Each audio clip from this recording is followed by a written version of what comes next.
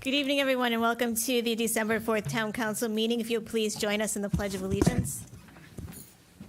I pledge allegiance to the flag of the United States of America and to the republic for which it stands, one nation, under God, indivisible, with liberty and justice for all. Thank you. This portion of the meeting is specifically set aside for comments from the public who are asked to limit their comments to 2 minutes. Any person interested in providing public comment remotely should email publicmeetings@rockyhillct.gov prior to 4 p.m. on the day of the meeting, at which time a link will be provided to attend the meeting as well as instructions on how to participate. Thank you. My name is Ed Ciccarello, 40 Riverview Road. Tonight I'm speaking as a resident. I am not representing any board or commission, but I want to speak about appointments on town boards and commissions. Over the last 2 council meetings, I've watched our forward-thinking mayor encourage equity and balance in appointing members to boards and commissions. To create equity and balance, she suggested that the majority leader and the minority leaders dig deep to seek individuals to serve from our various communities. I think this is a wonderful idea. I agree with its sentiment. I was a little disheartened, however, in the last meeting when I was watching, and she asked if there were any questions on the topic, and there was no response from the councilors. So I came tonight to encourage our mayor and the council to take the next steps to discuss, create, and perhaps even write a policy by which equity and balance exists within our boards and commissions. This is no trivial task. When I look at the list of volunteers serving on towns and boards and commissions, or on our town boards and commissions, I see only 2 members that are unaffiliated, me being one of them. The rest are Republican and Democrat. This has been common practice. However, the largest block of registered voters in this town, as you well know, are unaffiliated at close to 6,000. It's almost 30% of our town. So if we are looking for equity and balance, then I suggest we reach out somehow to unaffiliated residents. There are other demographics as well that can be used as a criteria to help staff these boards and commissions, such as ethnicity, age, gender. 53% of our population is female.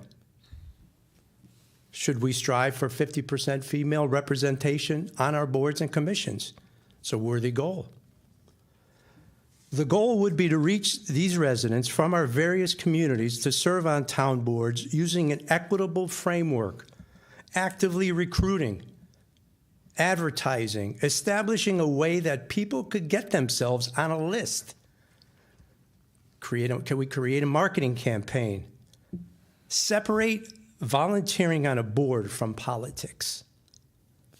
Create a written policy for the process. A policy like this can even help avoid a counselor being appointed to multiple subcommittees on this council, and where equity and balance should start. At the last town council meeting, 1 counselor was appointed chair of 5 subcommittees, while 4 counselors were not appointed to chair any. That is not equitable or balanced.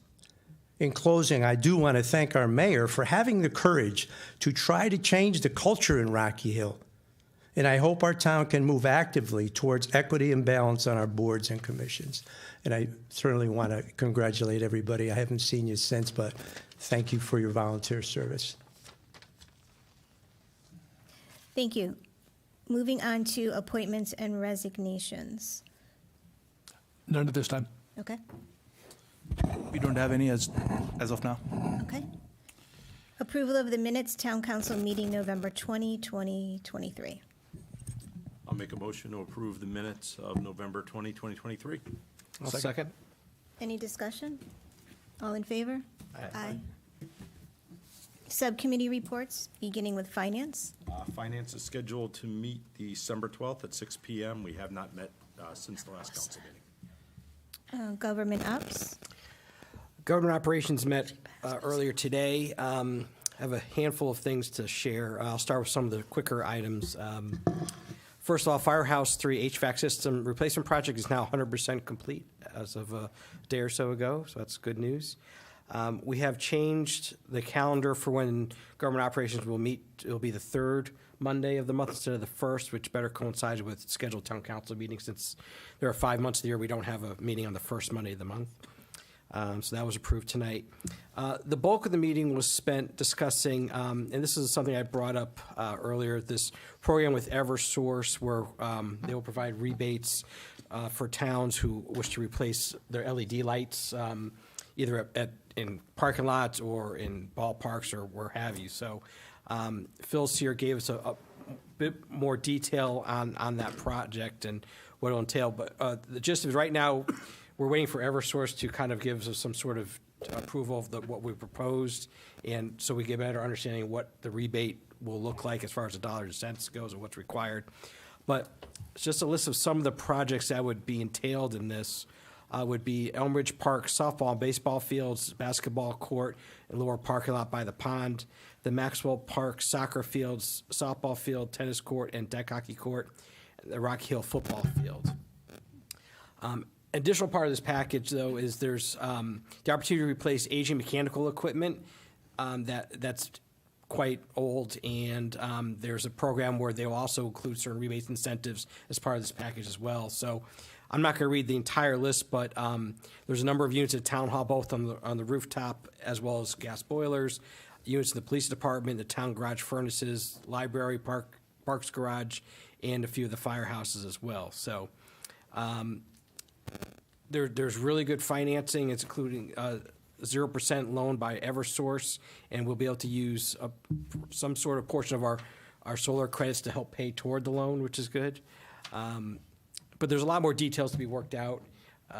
This program ends December 31st of this year, but because our staff has already started working extensively on this, they're allowing us to approve this project early 2024 and still get all the rebates incentives should we agree to it. So we expect the timing of this such that we hope in the January finance meeting to have a more specific proposal then would go to town council probably the first meeting in February if the timing holds as we're shooting for. So we'll have more details once we get that information next month. So and next we are scheduled to meet is it's actually going to be a Tuesday because of the Martin Luther King holiday. So we will be meeting next on January 16th at 5 p.m. Okay, thank you.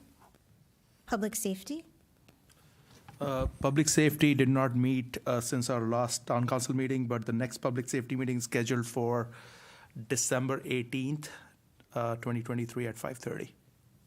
Senior liaison. We have not met since the last council meeting. Land acquisition and farmland preservation. We have not met also since the last meeting. Liaison to the state representative and the state senator. So as I said I would do for each meeting, I reached out to Senator Lesser's aide, John Carlson, as well as Representative Kerry Wood. Did not get any rebates from, any updates, rather, not of rebates, updates from either one to share tonight. Got solar panels on your Yes. mic. School liaison. So as we know, the budget is fast approaching, and it always approaches quicker than we can imagine, but it's even quicker for the Board of Ed. So their budget workshops are scheduled for January 23rd, 25th, and February 1st of 2024. So bright and early in the new year, and I would encourage everyone who is watching this meeting or is interested in looking at how the sausage is made, I guess, if that's the right analogy, on the board side before the budget comes here, on the council side, and inform themselves. I would really encourage people to watch those meetings. You don't have to be there. It's 2024 almost. So we are in the 21st century. You can always watch it from the comfort of your home with a little coffee or whatever you prefer. So I would highly encourage that if you don't have time to go to the meetings, to watch it online, live, or at your convenience, the recorded version, which I do, by the way, every month. So I will keep the council updated as these budget workshops progress. And I'm already in conversation with the board chair, Steve Slattery. And like I said, I will keep you guys posted. So thank you, Madam Mayor. Capital Improvements Committee? The Capital Improvement Committee was scheduled to meet on November 29th. That meeting was canceled as we had no new items to add to the agenda for discussion. Economic Development Subcommittee? The Economic Development Subcommittee does not meet unless we have grants to award or new businesses coming to town looking for abatements, so there is no meeting scheduled at this time. Thank you. Okay, we now have a presentation from the town assessor on revaluation. Lucky me. Lucky you. Welcome and thank you for this very thick package. Well, I thought you'd want some nice reading material to go to sleep to tonight after the meeting.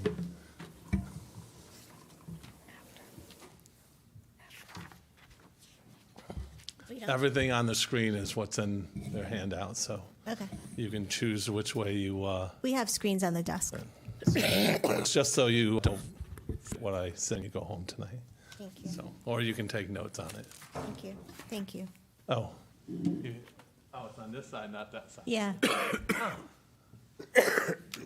New. Okay, so I'm here to, I'm the assessor, and I'm here to talk about valuation. So, nice clicker. Why we do revaluation? Well, essentially,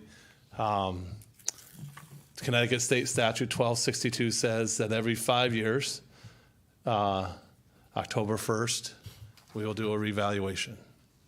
All right. So the minimum you can do it is once every 5 years, and 2013 is our 5th year since the previous revaluation of October 1st, 2018. All right. All right, what does it mean? It means we'll do a revaluation once every 5 years. All right, and if the town elects, you can do a more revaluation more frequently. For example, annual revaluation. That is an option that the town could take. And then you'll see later in the presentation why that could be a benefit to the town. But with the more frequent you do revaluations, the smaller the peaks and the shallower the valleys are when it comes to assessment changes. All right. Revaluation restores equity in property values. All right. The most important thing for my office and our staff is to make sure that we're being fair and equitable. And you know, the one thing that residents can rely on with our office is the one that we talk about equity and treating everybody the same. But property values change over time, and then they change differently. Property values change disproportionately throughout town. If you go back 40, 50 years, the west side of town was, all farm, and now it's pretty well developed, into newer and more modern houses than the east side of town. And if you go way back 150 years, we were part of the town of Weathersfield. So the town changes, and it's constantly changing. He turned on. But equity is affected by many factors. Property class, whether it's residential, commercial, industrial, whether it's a condo or a single-family house. Location, it's a big thing. You could have two properties right next to each other and they have different values. That's why CVS wants a particular corner on a four-way intersection, because yes, one of those four corners is more valuable than the other. All right, all depends on what the traffic pattern is. Desirability. It all depends on the buyers and the desirability of the location, and ultimately it's market demand and supply. Right now we have a very low supply of properties for sale, not just in Rocky Hill, but throughout the state and the nation. There is a critical supply of housing, properties for sale, which is, even with the interest rates going up, is still driving property values still to go up.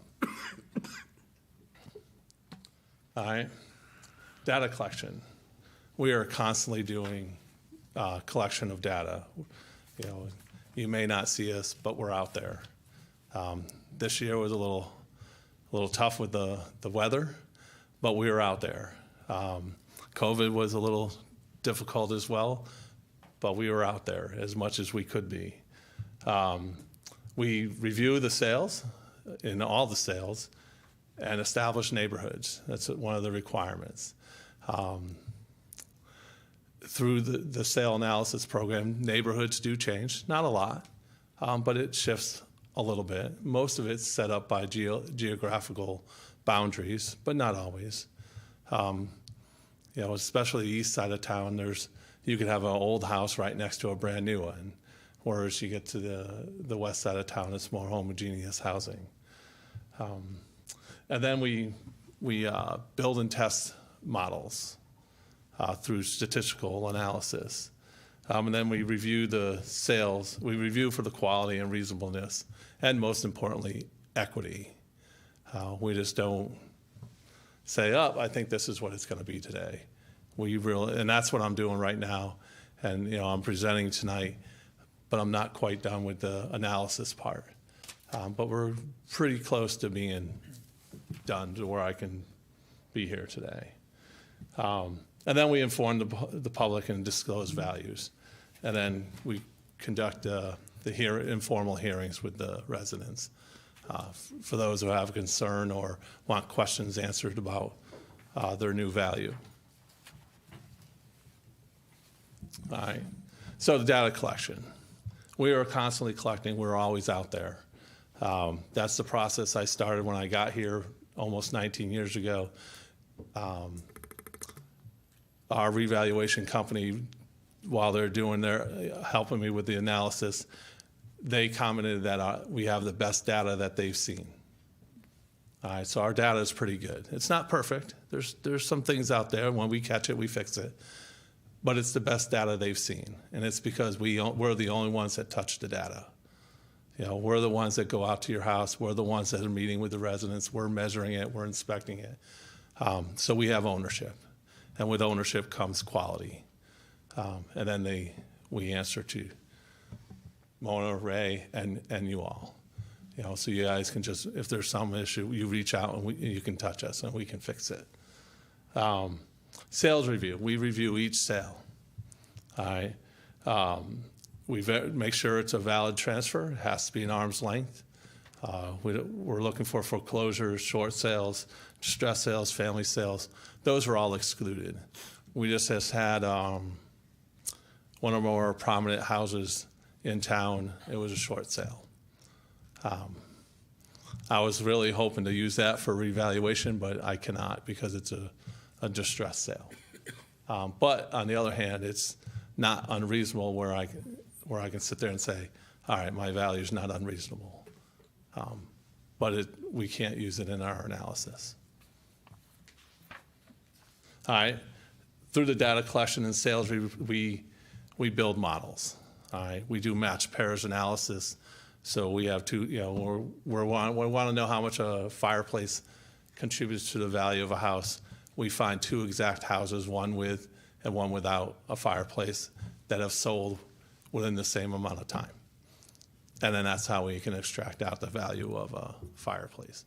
And if we don't have that, we have a cost manual that we subscribe to. All right, and then we value all properties using the model. And then we review.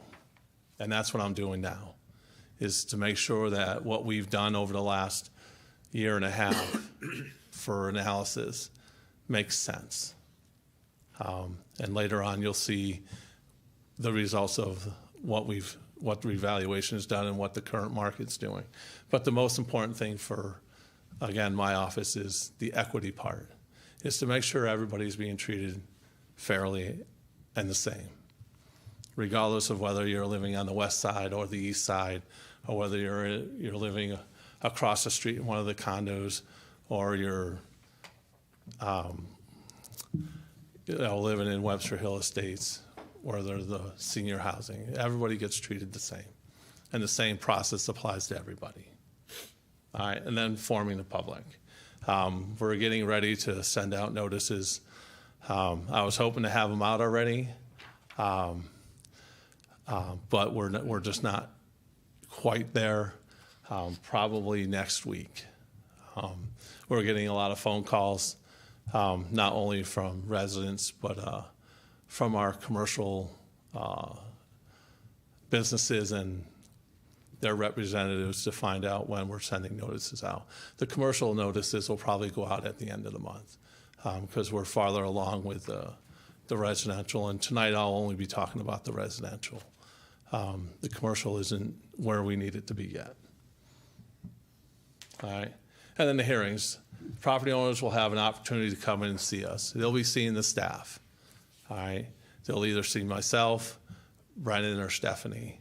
And then, we'll review what they, when they come to us, we'll review their assessment with them. And then if adjustment needs to be made, we'll do it.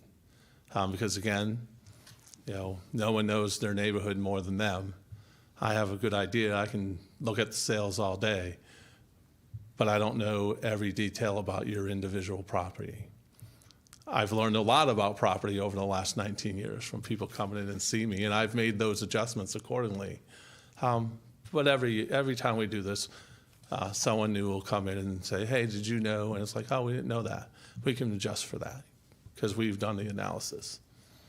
All right. And then if they still don't agree with anything we've done, they have the right to go to the Board of Assessment Appeals. And their appeal would have to be filed by close of business on February 20th of 2024. And then if they still don't agree with that, then they can appeal to the Superior Court within 60 days of the board's decision. But I'm assuming that no one will do that. No. All right, we have three approaches to value. The cost approach, which sum of the land and the depreciated value of the improvements. The sales comparison approach uses the sales. The income approach capitalizes their income stream for each of the commercial properties. And then with the cost approach, we take the recent sales and improvements and we research and verify as arm's length, and then we get the local building costs, and then we develop basically a modified cost approach. But we take all the data in to find out what it would cost to build a new house or an older house minus the depreciation. That's how we would use the cost approach. And then we subscribe to the Marshall Valuation Service, which values all the, it tells you how much it costs. If you wanted to know how to build a new house, that would tell you. Or a new commercial building, that would tell you.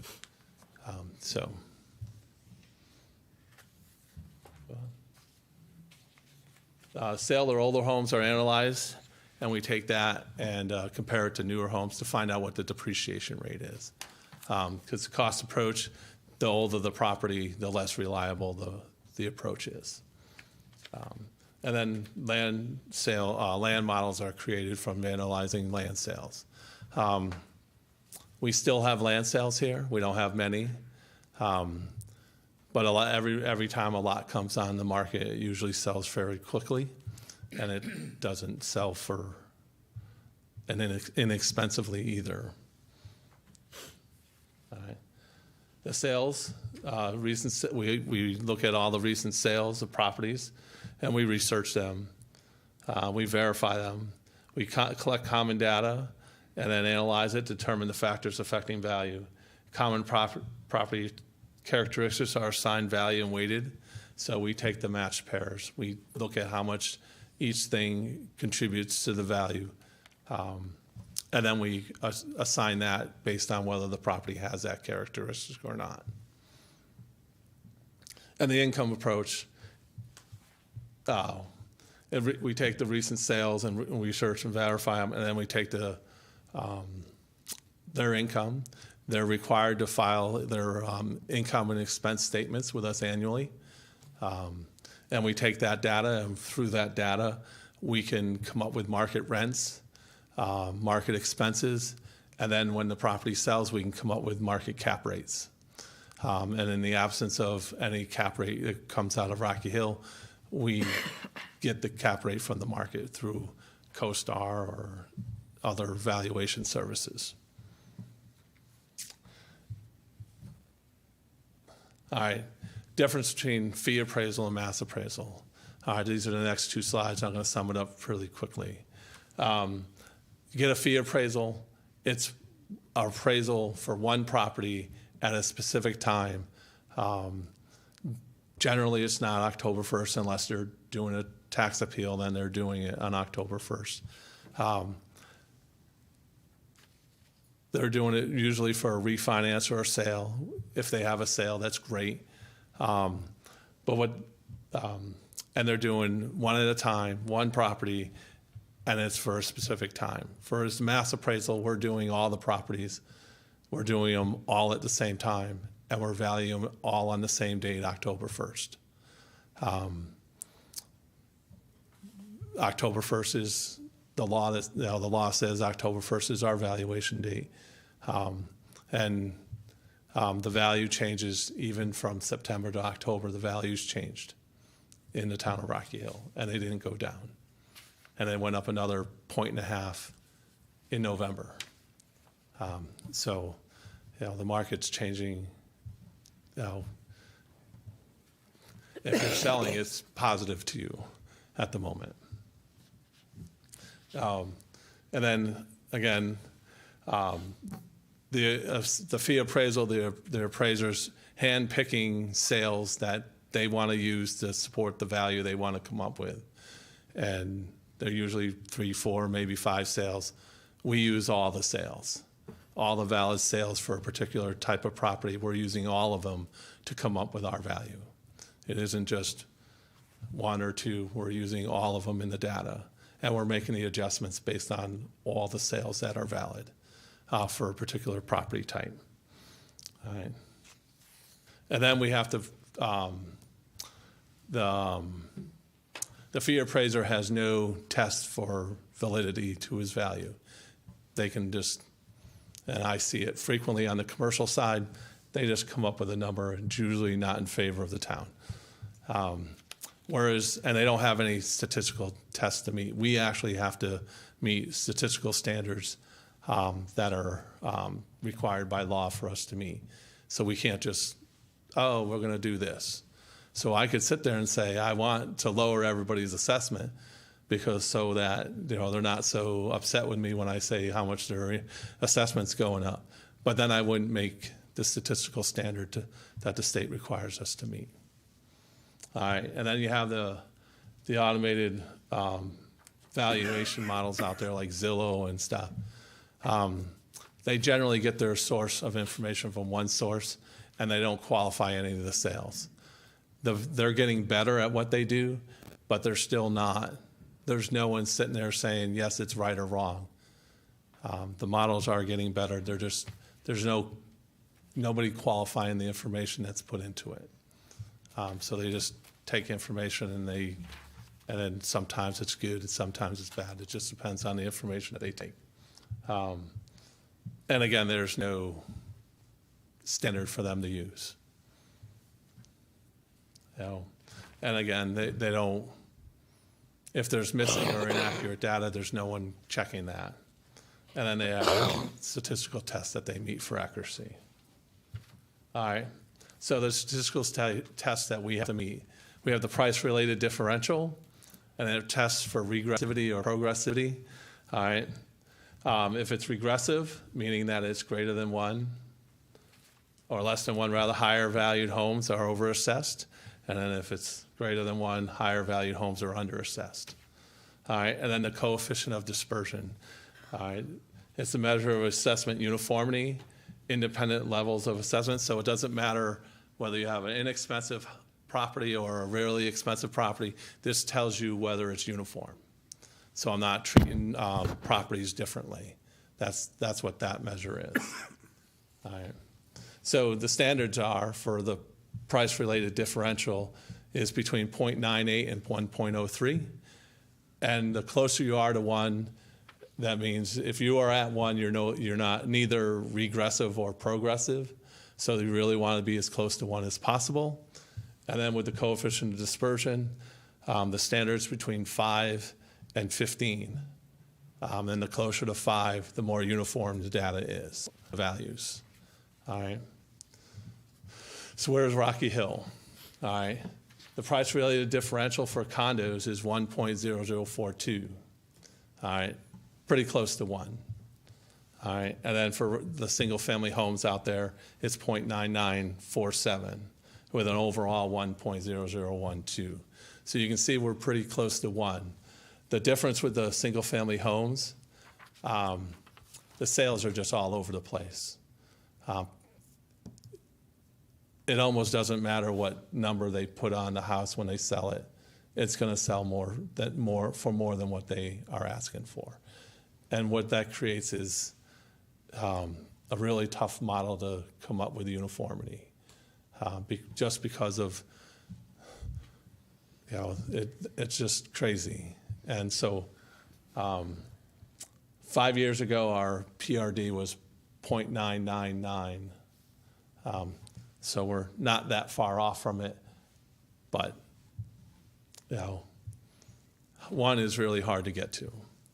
Our coefficient of dispersion for condos is 5.7, and for single-family residents, 6.1. For the overall, 5.887. Again, it's because of those sales just being all over the place. That is causing that little bit. But on the other hand, our statistics, because of our property makeup in town, are really, really good. I don't know if there's any other town that gets their data this good. It's partly because our data is really good, and my staff does a great job collecting it for make sure it's right. But we do have the advantage of having so many condominiums in town, which helps make the uniformity evaluation really easy. If you go to Greenfield Village, there's 230 condominiums in it. You come up with a model for that, and you're valuing 230 properties in a very short period of time based on the sales, because they're all uniform. And the data is uniform, the property is uniform, and the sales are easy to track down and do a statistical analysis. All right, so here we use sale assessment ratios. That's how we keep track of where we are currently with sales. We take the assessment divided by the current sale price, we get a nice ratio. And if you look on the bottom of your page there, single-family homes in October were 0.47, meaning that we're 23% off of 70% that we're supposed to be at. And with condos, we're 0.43. So even from last month, we were up 1.5%. Right. So now, if you look at this chart on the screen, if you look at the beginning, my data starts on 10/1/19 because we don't have to collect the data until the year after revaluation. So 10/1/19 is the first data point we have, and it's before COVID. And if you look, the values were kind of like, they weren't moving much. And then all of a sudden, if you start looking at, April of 2020, May, June, all of a sudden the sale assessment ratio starts going down. That means property values started going up. And as you can see, it's still going down. So our values are still going up.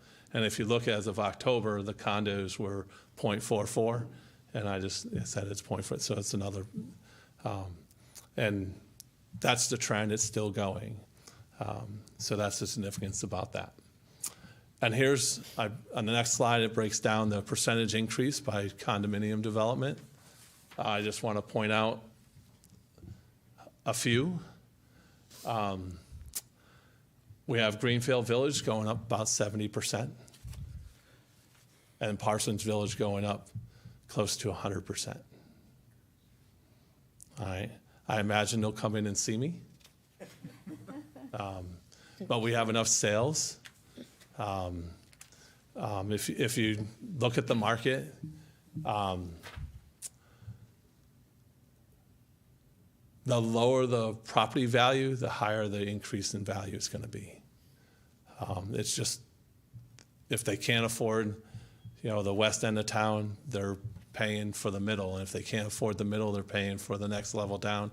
And in this case, we have a lot of condos that, like Greenfield Village 5 years ago, and same with Parsons Village, they were selling for $60,000, $65,000. Now they're selling for $130,000, $140,000. For the same thing. They didn't come in and see me 5 years ago when their assessments went down. I imagine they'll come in and see me now. So when you look at they didn't come in and see me, but now they probably will. But I have the sales to, when I looked at this analysis, I knew it was coming. I probably told Mona and Ray months ago that this is probably going to happen. And I know I know what the questions are going to be when I send out the notices. We are fully prepared. But the average condo assessment is going to go up about 47%. All right. And then if you look at the single-family housing, our duplex and multifamily are going up the most. Duplexes are just the houses that are the two families, one side by side. The multifamilies are basically everything else. And it's 65 and 57% accordingly. 5 years ago, we didn't have a lot of sales with the multifamily houses. Now we have more than enough sales to support the valuation here. But it's just not a Rocky Hill thing. If you look at your apartment buildings in town or anywhere, the rents are going up, cap rates are staying low, and when you have that, equals higher value. So that shouldn't be a surprise to anybody. I just know more of New Britain. New Britain has a lot of multifamily housing, and they had revaluation last year, and their multifamily housing owners were really upset. But not one of them said that their value was wrong. They just didn't like that their assessment went up so much. But not one of them said, "Oh, my value's wrong." It's like, so. And then just in their slide, it just tells you how many of each style that we have. Same with the condo, it tells you how many are in each unit or each development. All right, so. That's a weighted average, correct? Yeah. 34%. Yeah. So, it's, because the more there is. Got a lot of colonial. Yeah. Yep. So, but just because, we don't change how much taxes are collected, we don't change how much the town, that's all part of the town budget process. Revaluation just changes the proportion of each taxpayer pays. That's all it just redistributes the equity, based on value. And that's the important thing about revaluation is it brings equity back to everybody. I hear the higher end taxpayers complaining on how much taxes they pay.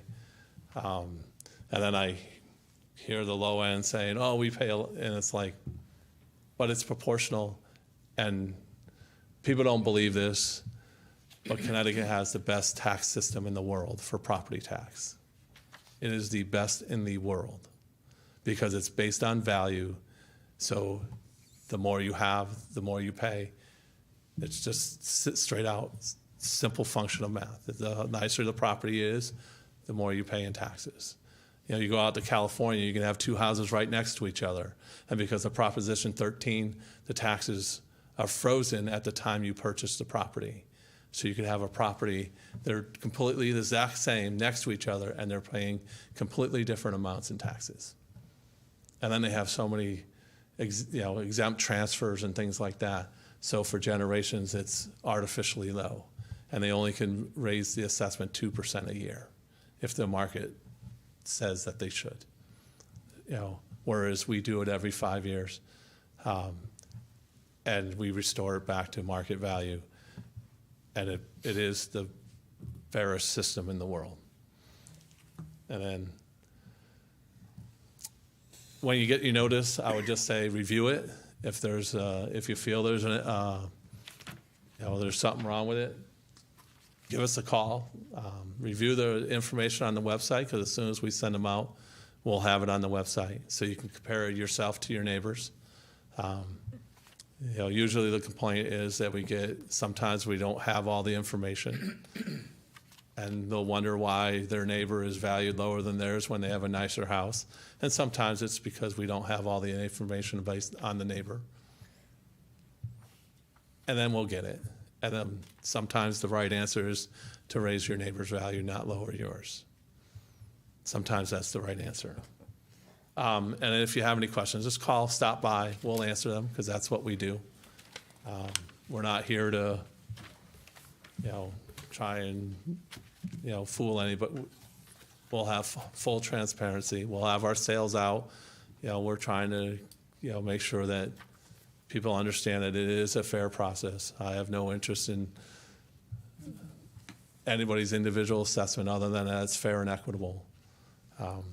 And the best way to get that is with more, as we go, we get better and better information. And then make an appointment, come in and see us, and we'll talk about it. And in the informal process, I'm trying for the 11th, so the next couple weeks after that, we'll have fixed appointments. But I'll listen to anybody up until the time I sign the grand list. And even after that, if they have come in and see me, because then if there's an error or if there's a concern, we'll address it through the Board of Assessment Appeals. But the big thing is the market out there is, I don't think I've ever seen a market like this, whereas it's basically name your price on a house and then it sells for more. And it's not a Rocky Hill thing, it's almost a nationwide thing. So, any questions? I do. Stuart, just very rough numbers. In recent years, approximately how many house sales and approximately how many condo sales have we had in town? I don't know off the top of my head. I mean, just We've had- ballpark, in the dozens or the hundreds? I mean, I assume that's the main source of the data that you're talking about is the sales. We're averaging around 10 to 12 sales a month. And that's total, that's house and condo combined? Yeah. We usually get more condo sales than single-family house sales. But it's about 10 to 12 a month, depending. The winter months, it slows down a little bit, but that's about how much we get. Okay, so that's not a huge volume of sales data in a house in a town with many thousands of units. So when you talk about this constant process of gathering data, what type of data you're talking about? It's not obviously not a lot of sale data. So what are you referring to? Well, we're collecting, like when we're out, we're collecting property data. So we're going out House by house. house by house, condo by condo. We're collecting the characteristics the property has. Against popular belief, not everybody takes a building permit out to do the things they're supposed to do on their properties. So then we're catching that, the finished basements and things like that, the decks, the sheds, and all those that are not permitted. So we're catching that. That helps us keep it fair and equitable to the people that are doing the process properly. And then while we're doing that, we go out and inspect the sales. We send out a notice to the buyer and the seller for the sales. And they don't always return them, but we go out and look at them to make sure that the data that we have at the time of sale is correct. Because a lot of sales are, especially the older homes, they're improved after sale. For instance, right here on Glastonbury Meadow Road, one of our older houses has just been renovated. And I believe it's an Airbnb now. And I happened to go out on an inspection for a building permit, and the plumber was there, and he told me.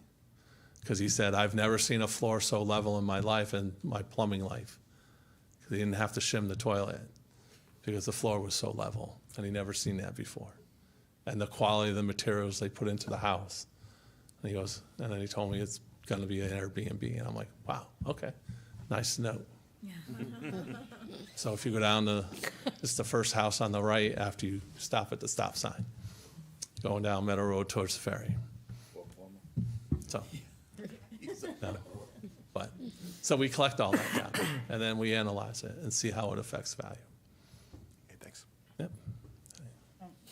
Question. Earlier, we were talking about frequency of revaluations. What is the cost of a reval? The cost, well, this year it's outrageous, this revaluation. I don't know if I've ever paid as much as I have for this revaluation. In the past, it was between like $55,000 and $65,000. But it's because my office does the majority of the work. We have the revaluation company just help us with the statistical analysis. And then what I've been doing the last month or so is looking at the results of those statistics. And when I saw the condo statistics, I said, okay, we got to really look at this, because I don't want to present this with this, we got to make sure it's right.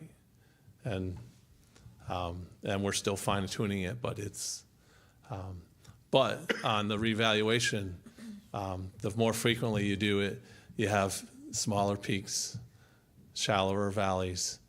And on the commercial side, most of our tax appeals come from the commercial properties. They have tax reps who do it on contingency, and the fee they get is the first year's savings. And so the property owner generally doesn't see a savings until year 2. And I'm a big proponent of annual revaluations. It's a lot more work for me and my staff. I think it brings the most equity to the town. And then I wouldn't be sharing the news tonight of how much, the difference is, because not that the change wouldn't have happened, it would have just been more gradual. If we had, in 2019, we would have told the property owners that their value didn't change at all, or it went down a little bit.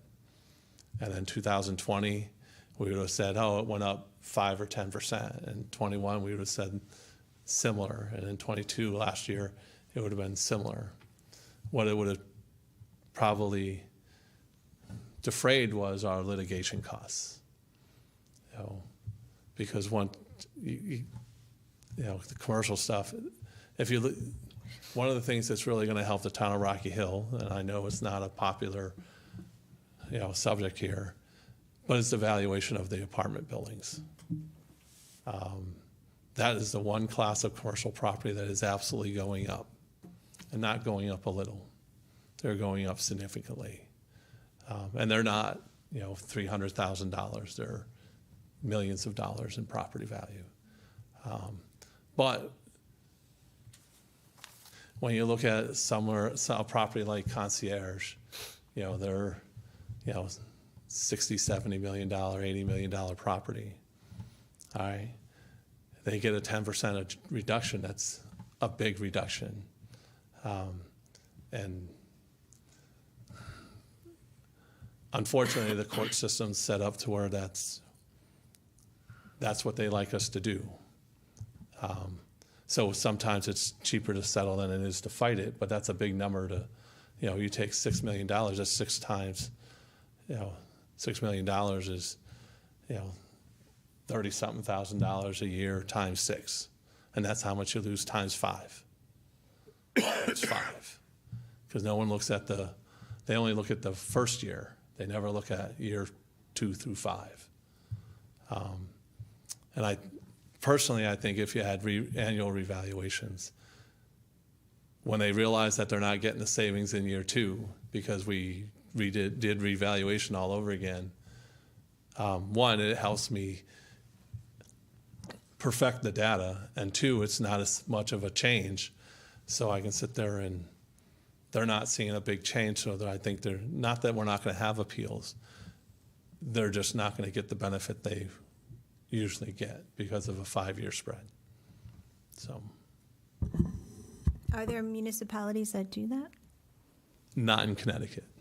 Because one, it's an administrative thing that they don't necessarily want to because it's a cost. Because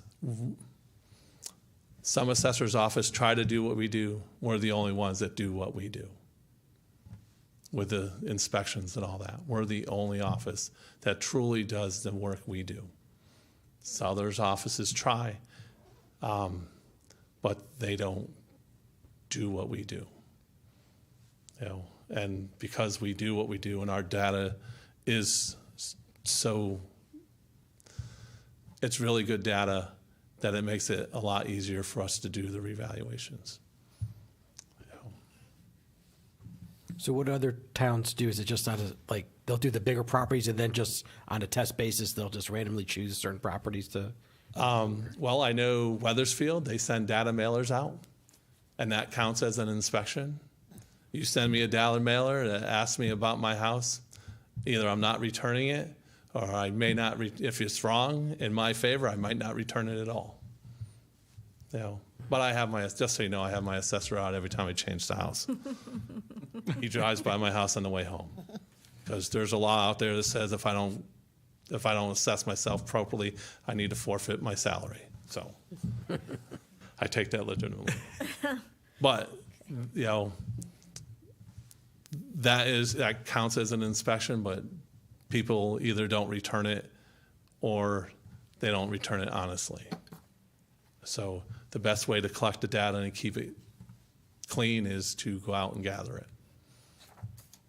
In other towns, they hire firms to collect the data, physically go out and inspect, but they're paying someone $15 an hour, $16 an hour, and how much does that person care about whether it's right or not? Not at all. I used to do that long time ago. I cared, but I knew the people that I worked with didn't care, because all the company that was hired to do, all they cared about was production. Did you do it? They didn't care if it was right or not. They just cared if it was done. Check the block, turn it in. All about quantity. That's all it was. You know. So the state has a law that says we have to inspect a property once every 10 years. And that's what we try and do. Since 2018, we're just about halfway through the town. COVID slowed us down a little bit. The weather this year slowed us down a little bit, but we're still in compliance with the law. And by 2028, we'll have all the properties inspected again, and we'll be starting over again. So if we didn't get out to your house in the last 5 years, we'll be coming out in the next 5. Is this presentation linked on your website? It is not. Can we get a link? I didn't so want that to put it out until you after presented it. Yeah. That's right. Yeah. Because I'd like to share it. It's Sure. very good information. Yeah.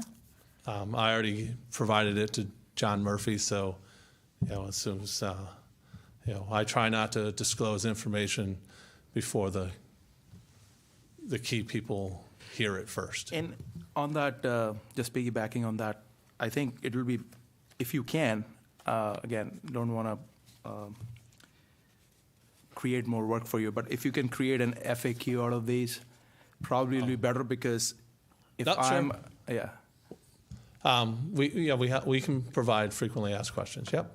Yeah, because, I mean, this is great, and if you are a enthusiast, you will go through this, but just having like a FAQ is nice. I'll reach like, out to I don't know, John 15 Murphy questions, tomorrow. whatever, right? Yep. Oh, we have frequently asked questions. We'll just put them out there. Yeah, I mean, with this data, right? Like, so, for example, so let me ask you this. Let me just start here, right? By the way, thank you for a great presentation. So I have, so sales ratios, right? Yep. So I'm looking at the sales ratios, and obviously they're from current value, not. They're that's- from the 2018 Right. revaluation. Yep. Right. Can you have a chart which is similar to this for the ongoing once it's complete?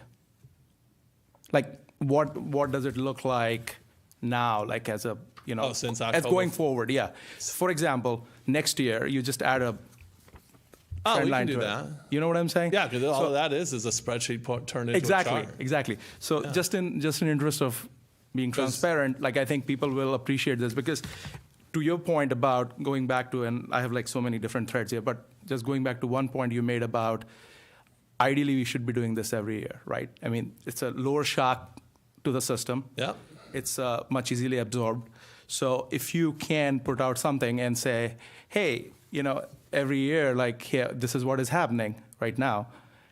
Yeah. In absence of every year revaluation, right? Yeah. If you are interested, you can look at this and feel better, right? Because we clearly are not charging you, if the trend continues, what we should be charging you, really, right? Oh, where Yeah. you're, well, you know, you make up the difference when the value goes down, or the value goes up, the rate comes down. Right. You know, when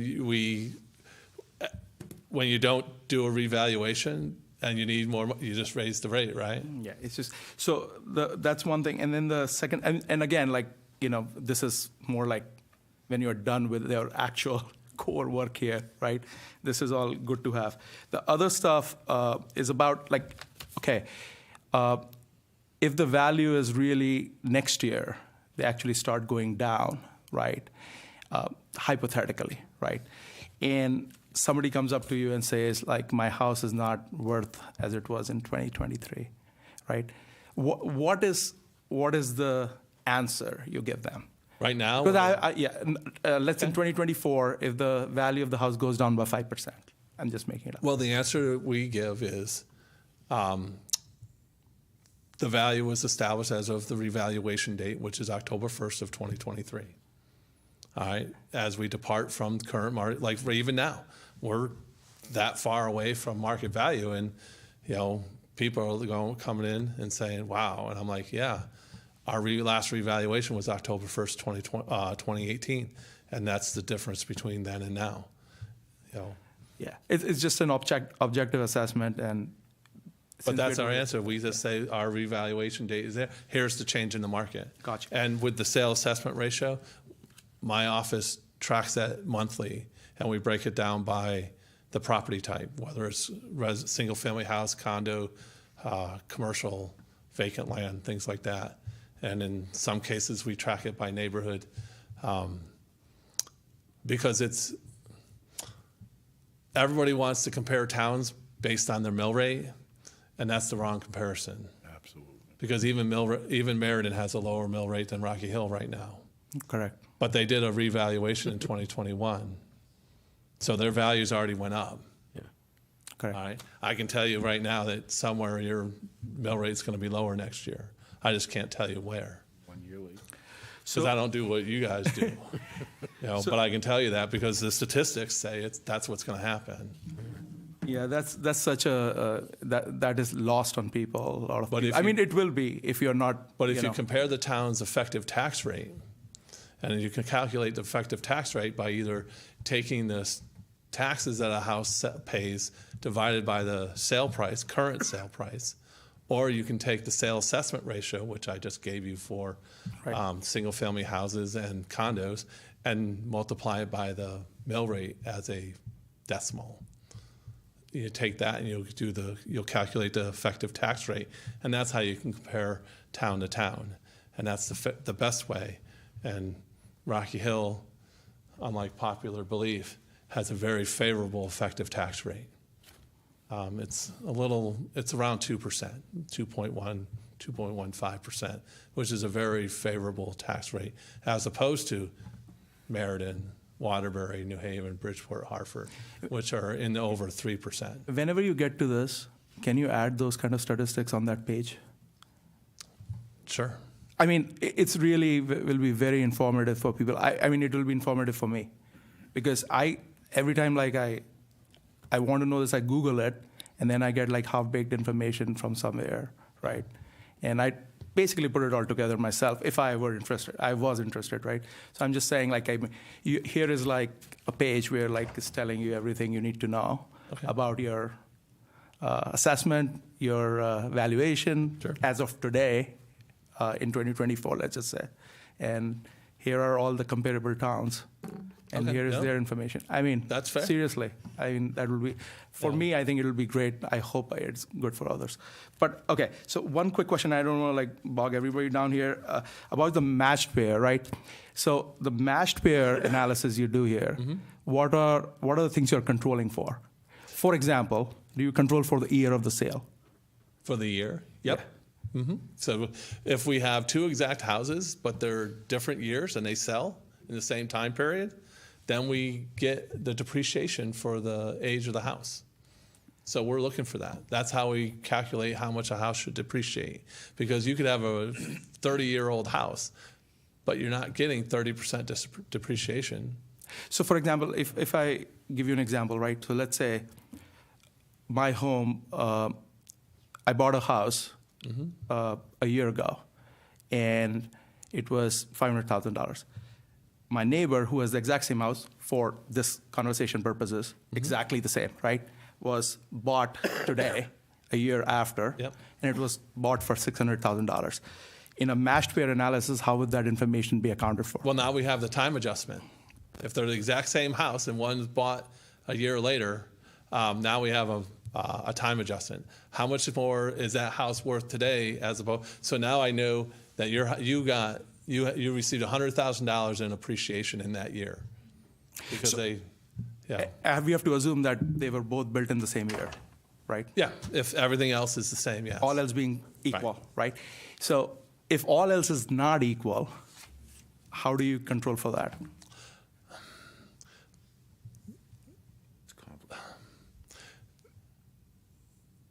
Through the analysis, you can. Ideally, you're going to try and get the sales, and then they're not going to be right next to each other. So you're going to find ones that are the most similar, and that's what you're going to compare it to.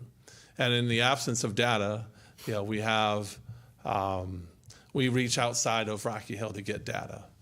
There's enough sales in Rocky Hill that we don't have to worry about that. But the bigger things that we're looking for are the contributory values of like the fireplaces and things like that. The extra bathroom or the bedroom and things like that. Those are the big things that we're tracking. Perfect. I have a segue question on that, actually. It's perfectly set up. So I wrote here, like, your common property characteristics are assigned value and weighted based on their contributory value, right? Yep. What are the weights? What do you have quantitative metrics for those weights somewhere? How are those weights decided? Through the analysis. So we're, through those matched pairs, we know through the Marshall Valuation Service how much it costs to build a new chimney and fireplace. I can just look it up. In the sales approach, we find that out through matched pairs.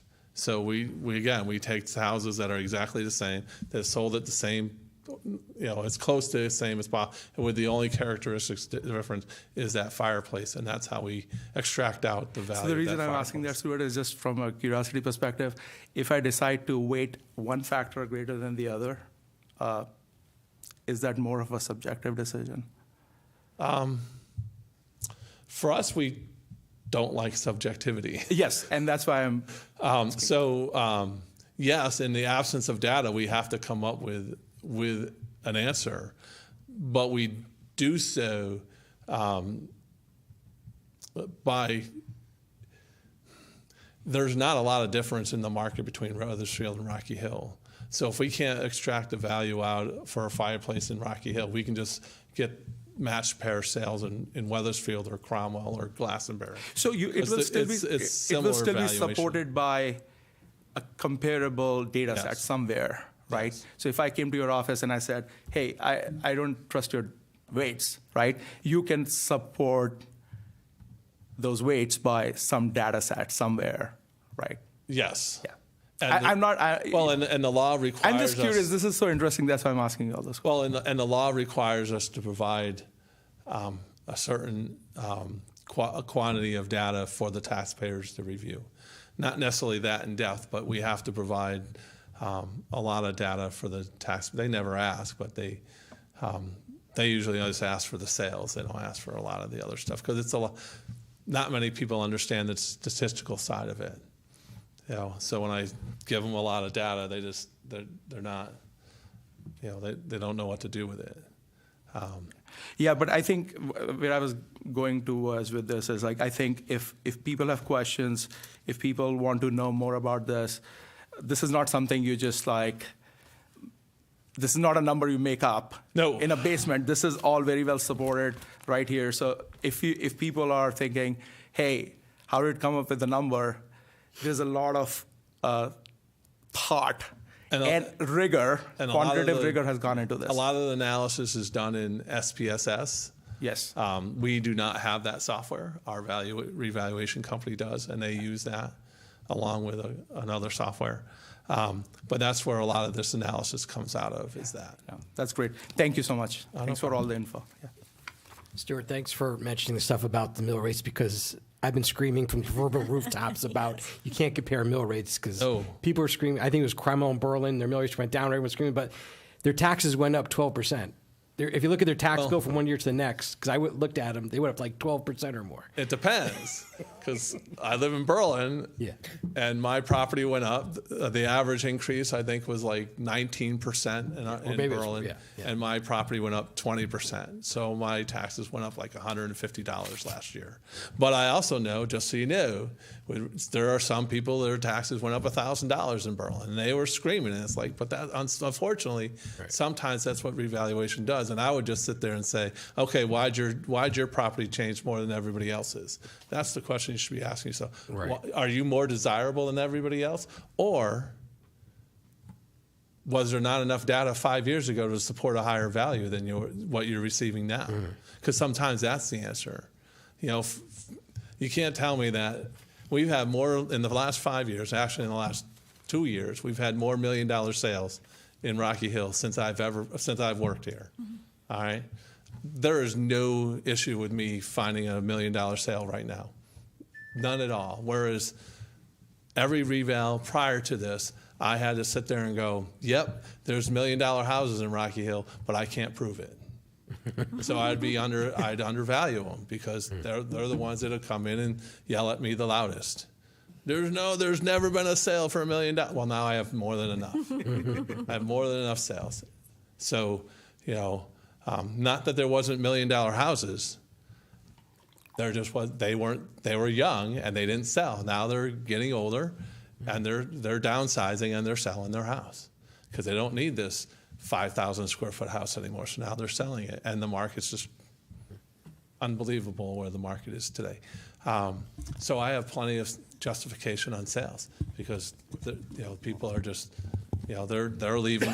They've left the city or whatever, and whether people believe it or not, Rocky Hill is a very desirable town to be in. And I can just show you the sales that say it. Rocky Hill is a desirable place to be, and I will say it's more desirable than my town. One quick question. So is there any event that allows a property owner to have a reevaluation in between these 5 years? Your cut date is February 20th. So let's say I move to town. I go, I can't believe it's worth, assessed this high. Okay, well, if they missed the February 20th deadline, That deadline would be every 5 years, every February, every 5 years. Nope, it's February 20th every year. You can file for the Board of Assessment Appeals. So if you missed the February 20th this year, you can go next year. And if you think I am manifestly excessive in your assessment, meaning that I just made up your assessment, just pulled it out of the air, under 12-119, saying that I was manifestly excessive, I didn't follow any appraisal rule, you could have till October 1st to appeal with the court. Yeah, and you're still going back to October 1st of 2023. 2018, or now? Now, 23. 23. Nope, you missed the deadline for 2018. We're on 2023. Yeah, okay. You can no longer, September 30th was your deadline for 2022 on the 2018 reval. Yep. You know, unless the world falls apart. But now, unless we do revaluation sooner, our values will be set for the next 5 years based on, but if someone changes their property, say they take out, add or subtract from their house, if they take out a building permit, we'll go out and inspect. If they don't, they can call us and tell us. Usually we get the call saying, oh, I filled in my pool. Okay, we'll be out and we'll adjust it for the next grant list. So assessments can change between now and the next revaluation, but it's based on whether they're improved or, Not improved. or they bring a discrepancy to our attention and we'll fix it. And they can do that anytime. If they call me in August and say, hey, there's a problem with my data, we'll go out and look. But we're not going to just look at the thing you want us to see. We're going to look at the whole property. Well, then that counts as the interior inspection. And that counts as an inspection for the next 5 years, within, the 10-year period. Yeah, I love that. When students ask me to reassess their grades, I tell them I'm going to look at the whole paper, like whole piece of paper you just wrote. Yeah, that's really cool. Actually, I like. We get I only want you to. Well, if I made an error in your favor here, I might made an error in favor of the town, and I represent the taxpayer. I work for the town, but I represent the taxpayer. I only want to be fair and equitable to everybody. It doesn't matter what your property is. The only thing that matters to me is that I'm fair and equitable. I treat everybody the same. So if it's X at your house, it's X at your house. That's what matters to me. And if there's a discrepancy, then I want to fix it, and I want people to bring it to my attention or my staff, because our data didn't get to where it is today because we didn't do what we were supposed to do. It's not perfect, but it gets better and better all the time. But people change their property all the time. So and our best source of people not taking building permits out is the neighbor. Because I was on one street and then By the way, they said, the neighbor across the street has had a contractor there day and night for the last 3 months. And I was like, oh. And I looked and went, oh, okay. by the way, what's the percentage of just ballparking it, people not taking out permits? Because you said it's more than you would imagine, right? I don't know, it's 10 or 20% of the improvements we find. 20%. Yeah, that's pretty. Yeah. Some Big of number. it is they don't know. Some of it is, they don't want people to know. But their neighbors usually give them up. But it's usually you give them up because they're valued higher than their neighbor, and their neighbor's house is nicer. That's all. Oh, my neighbor has a full finished basement. Oh, we don't know that. Well, what do we do now? And we just don't guess. We try and get entry into the neighbor's house, and we don't tell the neighbor who told us. So if they come in today, if someone comes into my office tomorrow and tells me about their neighbor, I'm not going out immediately out to that house and saying, hey, we got this information. Go a week later. I'm waiting a period of time, and I'll go out and, so we disassociate who's come in. I try not to take anonymous complaints, but we do get them, and we do act on them. But again, the most important thing is it's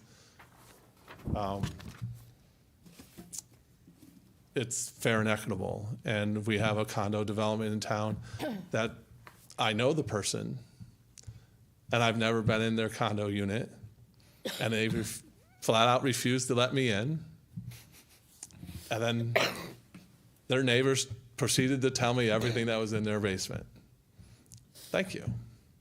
Well, that's in their basement now until they show me otherwise, but I'm not thinking that their neighbor's wrong when I hear it from multiple neighbors. Have you seen this house yet? Have you seen this one yet? No, they didn't let me in.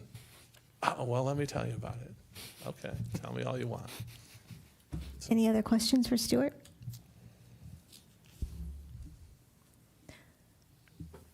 Thank you. Oh, you're welcome. Thank you. I'm still alive till tomorrow. Okay, moving on to the consent agenda, approval of job descriptions. Make a motion to approve the consent agenda? Second? All in favor? Aye. Old business, update Connecticut Deep SMM grant food scrap separation. Mona McKim, Yes, sir. Director of Operations and Finance. Not so much an update on the grants, but we did put an insert in your packet to let you know that we are now doing food scraps at the transfer station, starting Saturday pickup. So hopefully you'll look online. We put it online and we put it in a handout. So it'll be separated food scraps. There are designated bins when you go into the transfer station. They'll point you there. They will be picked up. We'll see how the volume is. So it'll be either, perhaps weekly if we had a high volume, or biweekly. We'll take it out directly to Quantum. So that's our plan with this at this point. And you said that went out, that, It was posted on the website, I believe, Friday? Correct. Friday. That brochure you have? on the website. I thought you meant it got mailed out. No, Yeah. because it's townwide, and We'll we're push going to it try out. to let everybody know this way through the website, through this. Yeah, and I believe if you're linked to the app, that there should have been a notice that went out. I know I received mine, so Yep. spread the word. Okay. So Mona, this is a drop-off program where we drop at the transfer station? Correct. There's no pickup involved? Correct, not at this point. Thank you. Any questions? Okay, B, discussion possible action, sustainable Rocky Hill Task Force bylaws.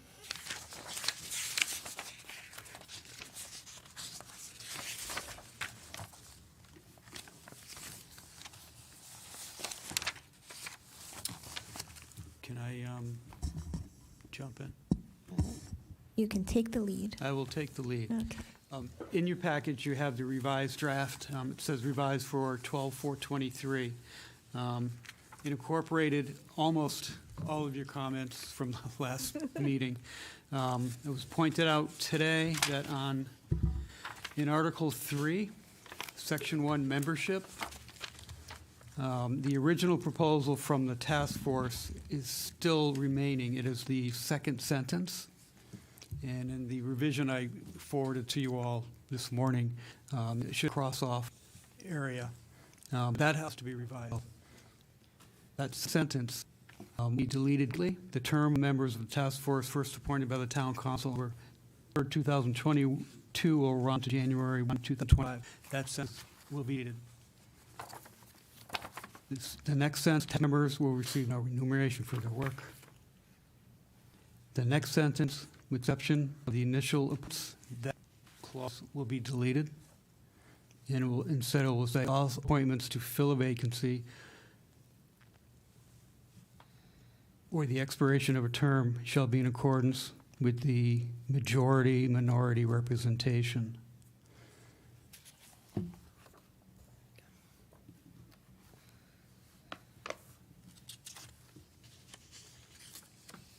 And then moving down to Article 4. That's correct. Task force members shall consist of 5 regular members, 2 alternates.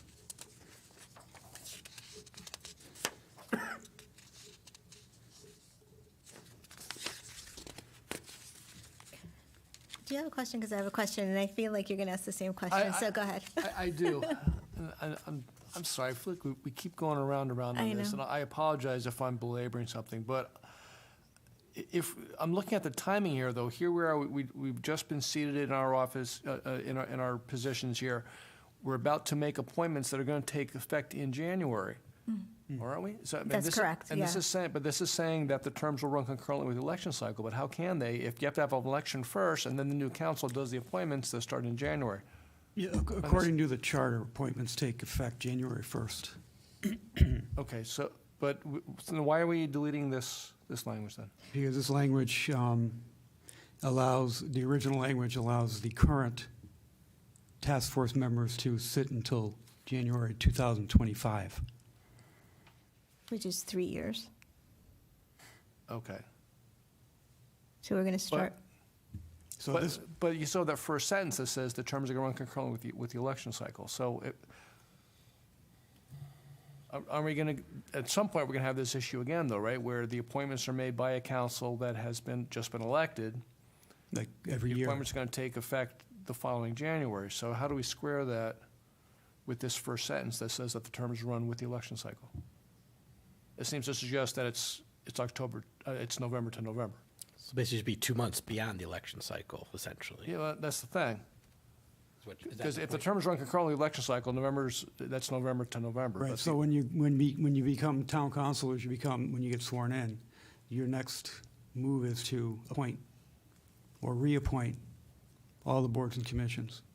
No, I think. those appointments are January. effective in January. But it's, January it's the language. What he's saying is that the term of the task force is not going to begin in November, and technically that's what you're saying. But if it's to run concurrently with the election, when you're using that language concurrently, you're saying that the task force is running November to November, which it's not. It's running, so it just has to be tightened up Yes. so that it reflects that All right, so they will run, January to, will be appointed, I guess we're saying they will be appointed with each new council, Right. With the terms to effective begin. January. yeah, the following effective January. January, yeah. Take you're the worried word. about the election cycle. Concurrently Right, means Mimi? the same time. Yeah. Yeah. Yeah. How about if we just we take off concurrently? We'll run with the election cycle. Well, and I think Most- I think we said it properly. Many of our bylaws have the same language in other commissions. That's why I used it. So you want to just take out concurrently? We'll run with the election cycle. And then the town charter mandates when the appointments take effect, which is January 1st. Oh, okay. So this will refer then back to the town charter. Yeah. I mean, that's been the past practice for decades here. And that refers to boards and commissions. Would that necessarily, does the charter language necessarily apply to this, which is a task force? I mean, I don't know what the language in the charter is. Is this different from a board or a commission? We're calling this a task force. It operates as a board or a commission, and you appoint them Okay. every 2 years as a board and a commission. Okay, So they are effectively a board or a commission. okay. In worst case scenario, we now have legislative history, and any future you go. council can take a look at the intent. Okay, so I think if you remove concurrent, won't be pretty, but it justifies. Okay. And then we also had that the email from Derek that came in late this afternoon. I didn't Derek see it. Kalin. No. It was mid-afternoon or so. He had a concern that the section 2, which describes the purpose, is too narrow. Derek's email came in at, about 4 o'clock this afternoon, actually, so I They guess. go to a lot of you have everybody? Bill, I didn't get it. Okay. I don't know if I'm on it. Yeah, I didn't get it. Oh, that's because you only sent it to me. And copied somebody else. Well, that's why you didn't see it. Okay. I think we've looked at the bylaws, though, how many times now? I know. So I don't think I'm talking out of school here. He said, I want to draw your attention to a change in the scope of the task force as it is operated. He said an early version of these bylaws, and I don't know how many iterations ago it was, had a few bullet points for purpose, but his concern is that this language here, section 2 says what it says, quote, advise town boards, commissions, and departments on actions and policies to further advance the principles of sustainability and to apply these programs and actions towards sustainable CT certification as deemed appropriate by the town council, close quote. So, and the preface to that was it's advisory in nature, mostly to advise the town council. But he points out, though, that to this point, the task force has been involved in various educational and other types of programs that don't really fall within that notion of advising the town on things to do. So, What article was he talking about? so he's talking about section 2, so near the very top, which says purposes. Article 2, Oh, section 2 before the article. Section 2, so right at the very Section beginning, at the top of the first First page. page. So it's advisory, but it doesn't talk in terms of its own activities. So he said, quote, heretofore, the task force has taken on social media campaigns to encourage composting, promote affordable housing, and host forums on clean energy. I hope these sorts of activities are still permitted. So we had some concern that this language here on purposes was just too narrowly constrained, that it's just advisory to us, but may put some handcuffs on them to do their own educational and community building activities. I'm sorry, I didn't notice that this came to me. It looked like the sort of thing that would go to everybody. Yeah. Phil, if I could. I can distribute it. Yeah, under duties, section 3, paragraph 5. Yeah, they list Plan and the, facilitate a system of community-wide programs and events designated to promote Yeah, as sustainability deemed in the town of appropriate. Rocky Hill. Yeah, that's fair. I think That's that fair. was kind of covering most of that. Exactly, Yep. yeah. Yep. what- Participate in workshops, bullet point 2. Carry out such sustainability projects has to be assigned to town council, so. yeah, what I did was take the wording from the resolution that the town council passed. Yep. And then, number 3, the duties, that's a bit expanded from that. So that, kind of details a little bit more than what the resolution had said under section 3. But I think it's still within the confines of the original purpose specified in the resolution that. Yep, and that's fair. And again, in purposes, and it does say, and to apply these programs and actions. So when it talks about applying programs, I mean, that seems to suggest something active as well. So I was kind of evaluating Derek's comments in that context. I think we've kind of addressed it here then. I think his point's well taken if you look at that language in section 2 in isolation, but as Councilor Greenspan pointed out, and others, that I think the duties part kind of elaborates on that if you read it as a whole, so. Okay, I think we're okay. I can convince Derek, carry on. We don't want to handcuff you. Just one other minor thing, just to be consistent, at the bottom of page 3, instead of minority/majority, we say majority/minority, 'cause that's how we're set in the. Carry that through, right. Yeah. Yep. Same meaning, just be consistent.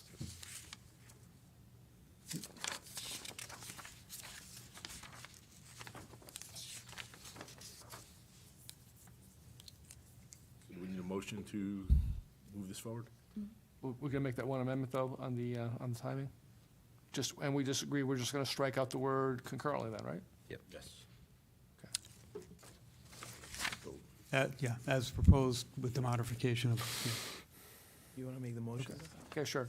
So, motion to approve the proposed bylaws for Sustainable Rocky Hill CT Task Force with the modification that Article 3, Section 1, that the word concurrently shall be stricken from the first sentence. Second. Any discussion? All in favor? Aye. Aye. also. And then reverse majority, minority.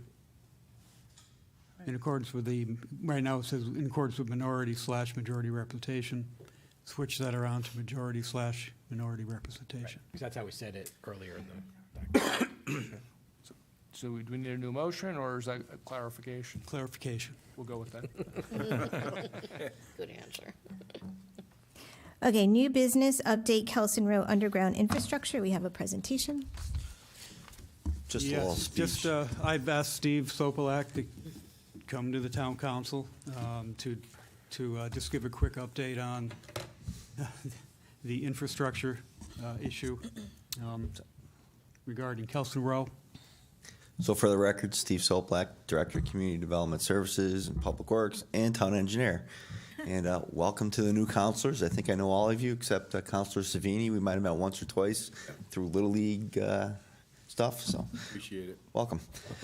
Do you want just the update? Do you want it for the benefit of the people who are new? Do you want a little backstory or no?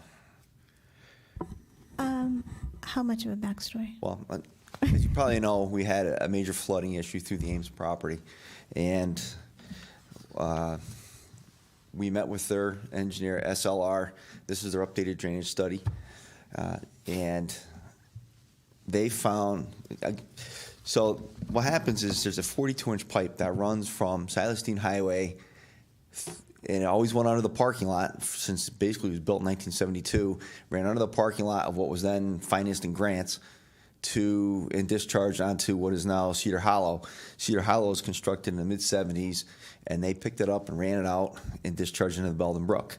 So basically, it's carrying the Belden Brook and 82 acres of a drainage area that comes from Ashwell, Grimes, and Garden. And those were all state roads. Those were all built by the state in the 30s. They put in the drainage, went down to the Silas Dean, discharged onto that property when it was vacant. There was an easement. The easement said to the state of Connecticut. It only went about 40 feet. They built that whole development, finest grants and whatever else was in there. It was paved parking lot. Nobody gave it any much thought. I've been here 23 years, and 23 years I've been here, everybody that I know and have talked to has thought that was either the state or well, now Ames, or who was Ames. Turns out when SLR did their search, that 42-inch pipe is ours. It was granted, there's an easement granted to the town. So that gets back to the flooding issue. So that takes care of the system ownership. So the state owns roughly the first 40 feet of that pipe. We own the rest, which was 500 some odd feet, 536 feet roughly of pipe. 42-inch pipe. It's under capacity, especially for, that was designed in the 70s. Rain events have changed, the cycles have changed, so we're getting a lot more rain much quicker than we used to. So the design criteria has changed since then. Now, their engineer did an analysis and came up with 3 solutions. One is to install either a 24-inch or 30-inch pipe alongside the 42-inch. Can I just interrupt you for a minute? There's no other owners with respect to that pipe, just the town and the state? Yep, until you get on to Cedar Hollow, then it's theirs. Okay. And so one real quick thing with Cedar Hollow is we had an as-built study that was submitted after that was built and said it was one type of pipe and a certain size. And when SLR was permitted onto their property to verify, it was a different pipe and a different size. And it goes through the property and it takes a hard right. And when it goes through the property, it's a 60-inch pipe and it drops to a 54-inch pipe. So it's kind of like a funnel effect. So there's part of your problem. Every time you take a hard right or hard left, you also have issues because you can imagine water's flowing and then you hit a stop and you got to make that right. So that's, that doesn't help. And then, we have a 42-inch pipe that drops down, and again, it takes a hard right, but it's already in their 60-inch pipe.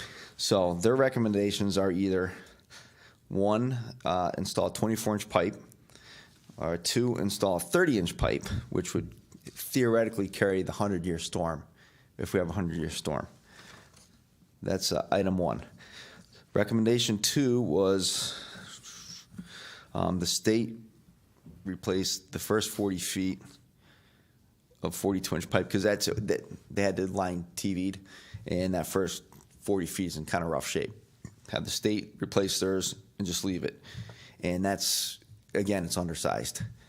So that, what will happen more often than not is, and you've probably seen it, you'll see Silas Dean flood because the water can't get through. And that's been the history that I've seen, is just floods on Silas Dean, not downstream. And the third is basically do nothing, because they have, according to the report, proven that what they're contributing doesn't cause the flooding. So they have an underground detention system, and if they do nothing, it's just going to be status quo, flow the way it is. So we met with them about a month or so ago, and they were supposed to come up with some design options and some pricing. And they were saying $200,000 to install the pipe. I looked on 2 sources. One is CROG, and CROG, you probably know, we apply for grants, and they have a template in recommended pricing. And they're saying for a 30-inch pipe, $190 a foot times 536 feet, so you're about $100,000, a little over $100,000. Then there's the DOT, what they call their weighted unit prices, and they're showing more like $175 a foot, so that's $94,000. So you're somewhere $95,000, $105,000 for us or somebody to put that pipe in, our portion. Another option is that's concrete. Another option would be we'll call it for a better, plastic. And that's, where am I looking here? It's going to be similar kind of pricing.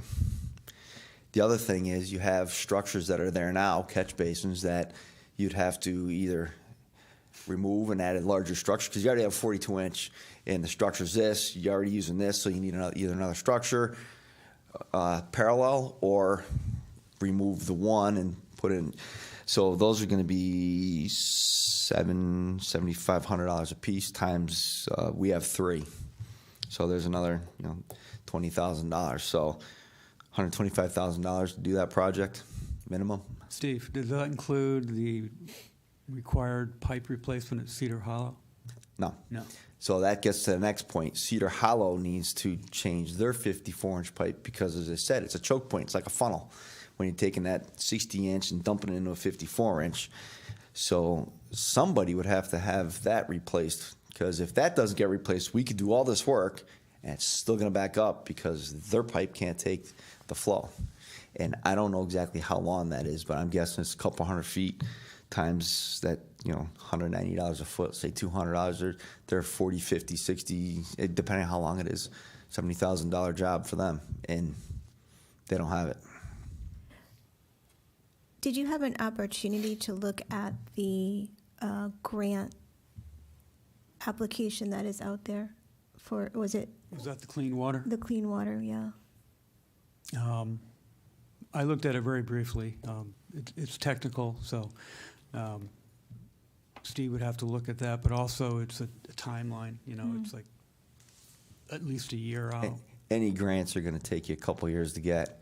And what we're finding with a lot of the ones we apply for is there's many things we don't qualify for because either they want you with us partnering with another community or just our demographics and our economics, we don't qualify. We're just, as Stuart was saying, very desirable town, standard of living. So we don't qualify for a lot of these things. And how long would it take to do that work? I mean, just presume we had the money to do it. Well, hopefully we would have their contractors already on site do it. I mean, they're already doing the other work, so hopefully his contractor could just do it. It has to be done before they erect some of the retaining walls. Otherwise, they're going to erect a wall, somebody's going to come in and possibly damage or have it cave in or something. So you'd want to do it now before they go ahead with the remainder of their construction.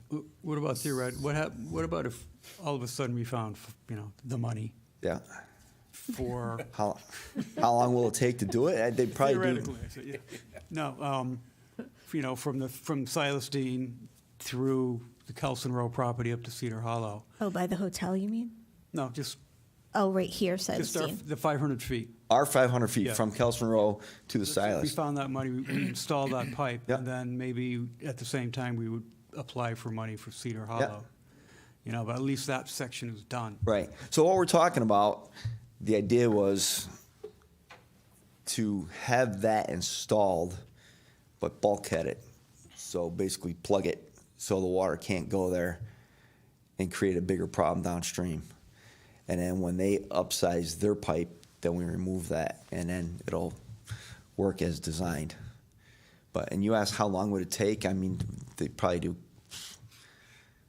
pipe 30 inches big, 100 some odd feet a day. Won't take them a couple days, a week to get it in. That's not the issue. Yeah. The issue is funding to get it done. So, Steve, I have a question, and a little bit kind of out of the box. I don't know if this applies. If it doesn't, you can tell me that. So I read this article in CD Mirror, it's from November 30th. Do you know of something called a stormwater core? Stormwater core? Like corpse, C-O-R-P-S. I call it core, but. A stormwater core. Yeah. Corpse. So. They're out of University of Connecticut, essentially. And they basically, they try to figure out nature-based solutions to green infrastructure essentially for Oh, yeah, the for UConn. So older infrastructure. it's a UConn professor. Is it something about a UConn professor and his students? Yeah, it's a Yeah, it's we're a- using them. Yeah, That's so- totally different. Yeah, so because this is a story in CD Mirror about a lot of different towns struggling with the same problem of flooding. Yep. In general, okay? And what I'm trying to get at is, are there solutions out there which are not necessarily better, but they are just something which give us that choice, like additional choice of like how to see this problem And- from a different perspective, right? I'm not saying we shouldn't look at what you're suggesting. I'm just saying if we look at like other solutions, out of the box solutions, and that's what they look at eventually. Like I think that's how I read it. at least. So what that program is, and they did come to town and they are giving us a report. Because you'll look on their website and you'll see Weathersfield use them, all these other towns use them. We have used them. We're waiting. We're trying to schedule a date for them to give us their presentation the next week or so. And what that is more of like rain gardens, permeable pavement, that kind of stuff. And they looked at all just the town buildings, town infrastructure. They did not look at private property because it's private property. And so it's a different program. It's more about the clean water than the volume of water. Okay, yeah, no, that's totally fine. I just want to bring it up because the whole article was about flooding, and I thought it No, might be yeah. relevant. So. If it's the program I think you're talking about, we have engaged them and they were here and we did, and we're just waiting for their recommendations. So I will just send you this just in case after sure, meeting is sure. over and But I think that's what you're start talking looking about. at. Okay. Because I got that from a few people. I just have a question. Yeah. So you mentioned the 100-year flood, right? But the flooding we saw, I think you said was 1,000-year flood? It's kind of hard to pick out the numbers. I mean, I'm going to show you something here real quick. So we get the data, and you either have a chart, and they have different periods and different times, or you have a chart that looks like this, and I'll walk it over to you. And the lines are so close and it's so small, it's hard to really say what it is. I had it somewhere between a 500 and 1,000.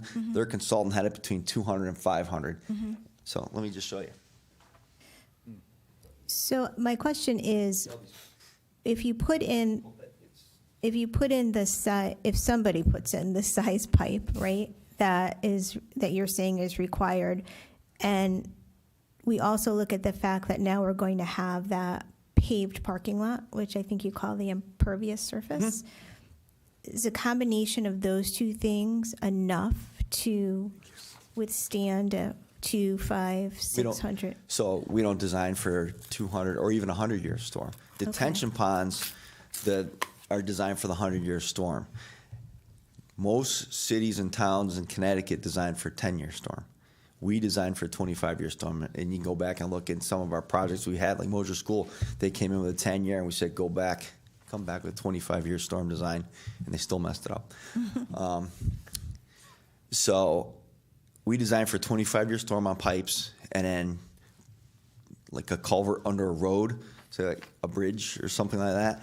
It's a 50-year storm for a culvert. Steve, the parking lot drainage is being taken care of by a different system than that pipe for Kelson Row? Most of theirs, yes. Most of theirs is going to go into the detention pond that's there. And that's the other problem. They had destroyed all their infrastructure when the rain came, so the rain had nowhere to go. And it's going to be way better than what it was because that site was all paved before. There was no grass. Now you're going to have the pool that's going to take water. You're going to have grassed areas that's going to take water. You're going to have that detention pond working, which it wasn't because they tore everything down and disconnected everything. So it was just a perfect storm is what it was. So, not to say it'll never flood again, but once the project is complete, it's going to be way better than what it ever was. So what do you think the next steps are? I still think we look at that pipe, but it's just the funding of it right now. Now, this is 3 different organizations, state, our town, and Cedar Hollow. What's the state's take on this? Have you talked to them? Their consultant's working with the state, and they said they were, hold on, I'll tell you, it's right here. Willing to do this? It's how do you put it? State's cost us so low. It's only 40 feet. He did talk about, they talked to the state and they were,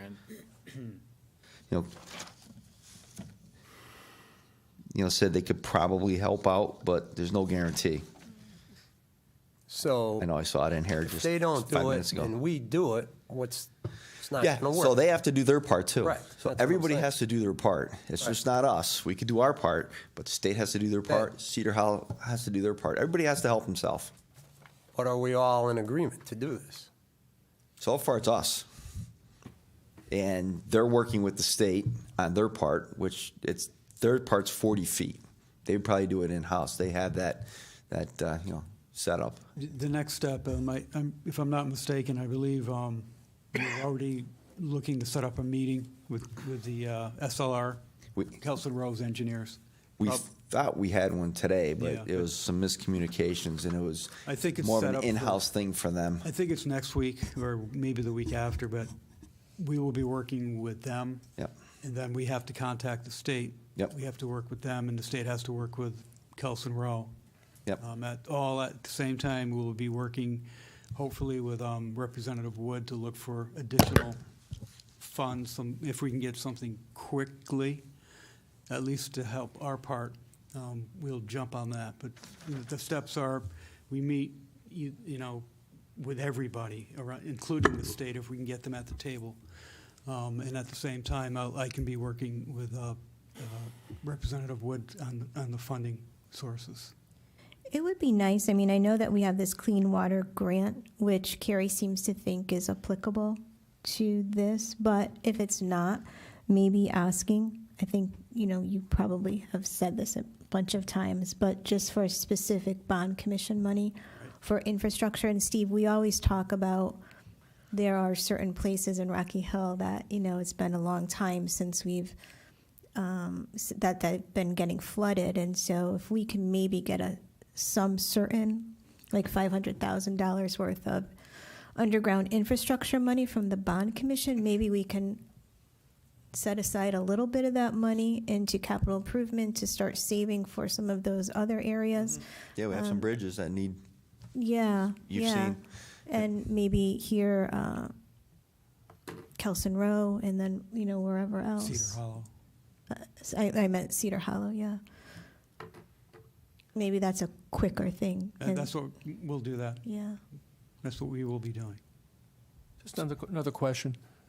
Steve, what did you say again was the diameter of that secondary pipe you were talking about? 30. installing? 30. We could go 24, so Well, I wasn't. That's not where I was going. I mean, because we're throwing this data out about is it a 10-year storm, is it a 25-year storm, 50, 100, 200, and that's going to change as time goes on. Well, like this is the Bert's thing. And presentation. should we? I don't know how reliable any of that is now because it seems like we have to keep recalibrating it every year. So my question is, if 30, should we be thinking at least pricing? What would it cost for a 42 or a 48-inch pipe? What's the marginal cost? So we're kind of thinking forward because I get the sense you could do 30 right now and find that it's overwhelmed 5 years from now, and we're back doing it all over again. Well, I mean, then you're opening a huge can of worms. Well, I understand that, but yeah, we keep being told that they were having a 100-year storm, but it happens every year now. So a 100-year storm is just the probability of having a storm of a certain magnitude, and so, but they keep moving the target higher. So it's 1%, 1 divided by 100. 500-year storm is 0.5%. But we can't trust that anymore. Yeah. I think we Well, know that. It's Mother Nature. I understand that. So that's why I'm saying if 30 is based on this very static notion of, okay, this is what we think is a 100-year storm right now, but I don't think it would hurt to at least price it out, to go up a couple of But I guess here's my, gradations to plan for the future. If the marginal cost between a 30 and whatever, a 42, whatever it isn't all that much because of the labor expense can be about the same, maybe we should at least just think it through. yeah, on that you have basis. other issues though. Just saying we're going to go with a bigger pipe, that might work, but you have utilities. You have to have proper coverage, the right of way. But you pose an interesting question: do we do every drainage line in the town? Do we what? Do we have to do every drainage line in the town then? I didn't ask that question. I'm just saying. So that poses Don't that put question. that on me. That poses that question because those are all designed for 25-year storm back at that specific time period, and now data has changed. So Well, I think that- are we but gonna that's up a every great- pipe? You know, it becomes that's why I say it's a can of worms. Yeah, but I do think that we should, like, especially you mentioned the Silestine Highway, and we saw what happened to those folks in the hotel. And, you know, they were going across the highway in these little rafts. It was horrible, right? So maybe we do highlight, or we gather the information of those significant areas, and maybe we can work with the state to upgrade those, because I do think infrastructure in every municipality has to be updated, and how the legislature does not take this up, you know, this session would be bizarre. So the more information we have to present to them, I know even on some of the public safety commissions that I sit on, it's probably, we can get this in somewhere just to have, even through CROG and public policy, you know, we can start talking about needing money for infrastructure, because there's so much out there for the highways. But if we're not protecting underground, we're really in trouble. So we went out for a little informal request for proposals from, we just sent it to a bunch of engineers that we've worked with in the past to give us a price to do some preliminary study, to prepare grants for us to go get money to do these studies, because we talked about doing a town-wide drainage study. Last time it was done was early 1970s. It was published in like 74. And the consultant we're working with said, great, $8,000, we could do this, that. Goes, we have these great grant programs, and it had to be in by a certain date. And then he says, they pulled the money back. Oh. So, because I don't know if they actually pulled the money back, or they thought they had the money and they didn't, and they're reevaluating the whole program that he recommended. So that we're maybe gonna that's go where for. we start. So yeah, asking so for- I mean, we say the grants are out there, we say the money's out there, but then, you know, there's so many of them. I don't. It's mind-boggling, but yeah. So we were going for it, just as it was supposed to be in. I think it was like this month. Yeah. And we were working with this company, and he says, no, we can't do it. And I think I have concerns like Counselor Whalen, that if the state doesn't do anything, or the state drags its feet, I mean, we've had experience with with state agencies, it takes them forever to make a decision. That leaves us where? I mean, I think we need to talk to them and get them on board, otherwise we build our pipe, they don't do anything, we're still in Right. the same situation. Yeah, what isn't the bigger issue? Because the state is further upstream, so to speak. Like, it's coming, so. They are, but So- technically it carries all town water except a little bit on Silestine. Now it's all town water. Yeah. I mean, I guess I want to make sure we don't spend $125,000, $150,000, and then Cedar Hollow's pipes don't get fixed, and we spent the money for nothing, because Yeah. Well, yeah, it's we- actually going to make it worse. All three have Yeah, to do it. yeah, they have to be on board, and I don't think they'll ever be on board from talking to them and their finances. So when we talk about grants, are these grants that would go toward the town doing it, toward Cedar Hollow? Are there grants for each? I don't know. The grant we were looking for is more of a townwide drainage study to see where, I mean, we know where the problems are, but we're going to have them study specific areas and then come up with what we needed for infrastructure. Is that what you were referring to? No, if for example, if we get a $500,000 bond commission grant, it would be to replace hopefully most, if not the whole system. It would be, we'd get the grant, we would hire a consultant or a contractor to do the work, but it would be our grant. But just for the town's portion, or No, beyond we'd be that? looking for our portion and Kelson Row portion. I don't want to, well, and maybe if we can do the state, with state money. I mean, the that would be state's fine. portion would be what, let's just say 200 times 40? $200 times 40. So that's Well, $8,000. if we could determine that state money was involved for the town, would it be possible for us, the town, to at least explore obtaining a right-of-way or acquiring ownership of the pipe that's at Cedar Hollow as well? I think we would as well, otherwise it's pointless, because the town already owns the pipe that's under private property, which is Kelson Row itself, so logically, we could extend that out through the condo as well. Again, I wouldn't want to do that if there was state or federal money available to do that, but then we could, sort of pass on that expense and not burden Cedar Hollow further. No, I am, And at the same time, we can also explore maybe, like you said, a larger diameter pipe if we Yep. could, if the contours and the site allows. Yeah, especially if we're doing all the work. Yes. Then it makes sense. If we're not doing all the work. And that was their next step, is they're supposed to come up with some design plans, because they did all the design and they did, they have all the data, so they're supposed to come up with some design ideas of how to do it. Like I said, you just can't take the existing structure and put in a second pipe. There's just no room. So how are they planning on doing it? So that's what they're supposed to be coming up with. And that was our next meeting, which we thought was today, but there's, like I said, there's some miscommunications. They had an internal meeting. So, just as we did an update on what's existing there, and we got some findings. The next step is we have to go back to find out what their internal meeting is. Yep. And look at grant money. We're not gonna resolve this tonight, No. and I'm not an engineer, I wouldn't know one pipe from another, but we could throw out great ideas, but if Kelson Rowe says, or their engineers say we're not doing X, Yeah. we gotta wait for them to come back and say, have your meeting, and then come back and report again. And let me just throw this out about the state. They're going through a lot of changes, and they've become a lot easier to communicate with. And we have an issue, another part of town, and it's on basically it's New Britain Avenue. If you, I can't think of which road it is. This is Park, where we're talking where the bridge is. So you got Park, and then it's not Lake. I forgot the middle one is. So the water goes down, rips around the corner. It's all state water down the state road, rips around the corner, goes down, blows through this guy's yard, washes out his driveway, washes out his yard every year. We've put in 4 catch basins, plus a couple up the street. Just doesn't take the water. The volume's too high, and there's too many leaves in the fall. Just clogs it up. Shovel them. They're back in an hour. We met with the state, and they said, "Listen, we'll give you the material if you can install it." That's what So that was meeting us halfway, kind of fixing their problem, which is really turning into our problem. So they were going to give us the catch basins, the pipe, and all that. Upon further investigation, what we thought was a catch basin has no pipe going anywhere, no outlets, just a catch basin with no outlet. So it wasn't going to work out.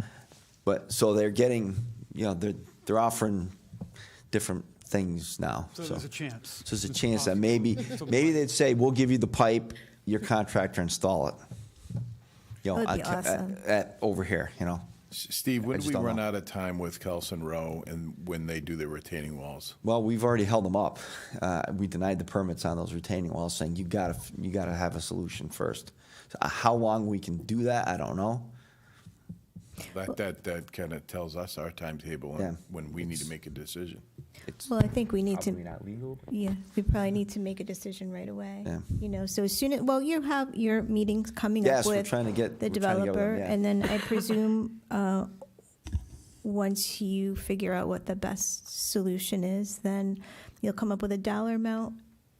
In the interim, we'll ask Carrie for if she can find us 500,000, and that sounds like it would cover all of the work and the catch basins, And the Kelson Row portion. the Kelson Row portion. Not the Kelson I Row. know what you're Cedar saying. Hollow The portion. Cedar Hollow portion. Then we would have to involve Cedar Hollow, see if they want to give us the right of way, and I don't see That why would they be to take it for wouldn't. ourselves in the future, yeah. Yeah. Oh, they'd probably love to get rid of it. Yeah. Yeah, I would think so. Yeah, we would be responsible for maintaining it. Yeah, forever. Yeah. Yeah. So if anything happened to that pipe, we'd have to go in the easement and replace it in the future. So that's the plan. Yeah. That's what, That's a plan. That's the plan. That's a great plan. So the state portion, is there something where the state would give us that, or we don't want that piece? Because that's 40 feet, you It said? probably makes sense to have it all, if we're Yeah, well, it kinda maintaining does, some. like, if we're gonna have- Maintain to the road, it would only make sense. And it goes back, like Ted said, the 1930s, there was nothing there. The state had the road, they discharged the water, they had it extended a little, so they had an easement. That's how it all started. Who would be the best person at the state to have that conversation? That, I don't know. I mean, I'd start with the drainage people over there, and that's who they've been talking to. There's a girl over there we always talk to. So, and that's who he's been talking to. And I did find a thing. It just says he briefly discussed with their drainage engineer. I thought I had something. I said they. Well, I Sound think like it they would would be do in the it. developer's best interest to Yes. work with us as much as possible Yes. to get, because they're only held up, so they don't want to Yep. be held up, and Nope. the condo owners don't want the flooding, so Yep. I think it's moving along. Okay. Any other questions? Thank you so much. Very good. You're welcome. Let's move on to the mayor's report. So, let's see.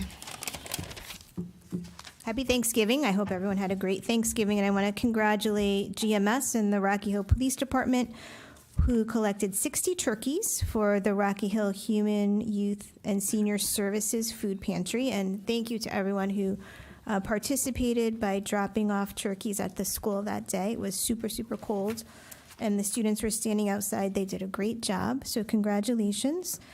The Rocky Hill Bandbackers are raising money for the Rocky Hill Royal Blues Marching Band to support their initiatives. So if you would like to contribute to that, you can find that information on social media.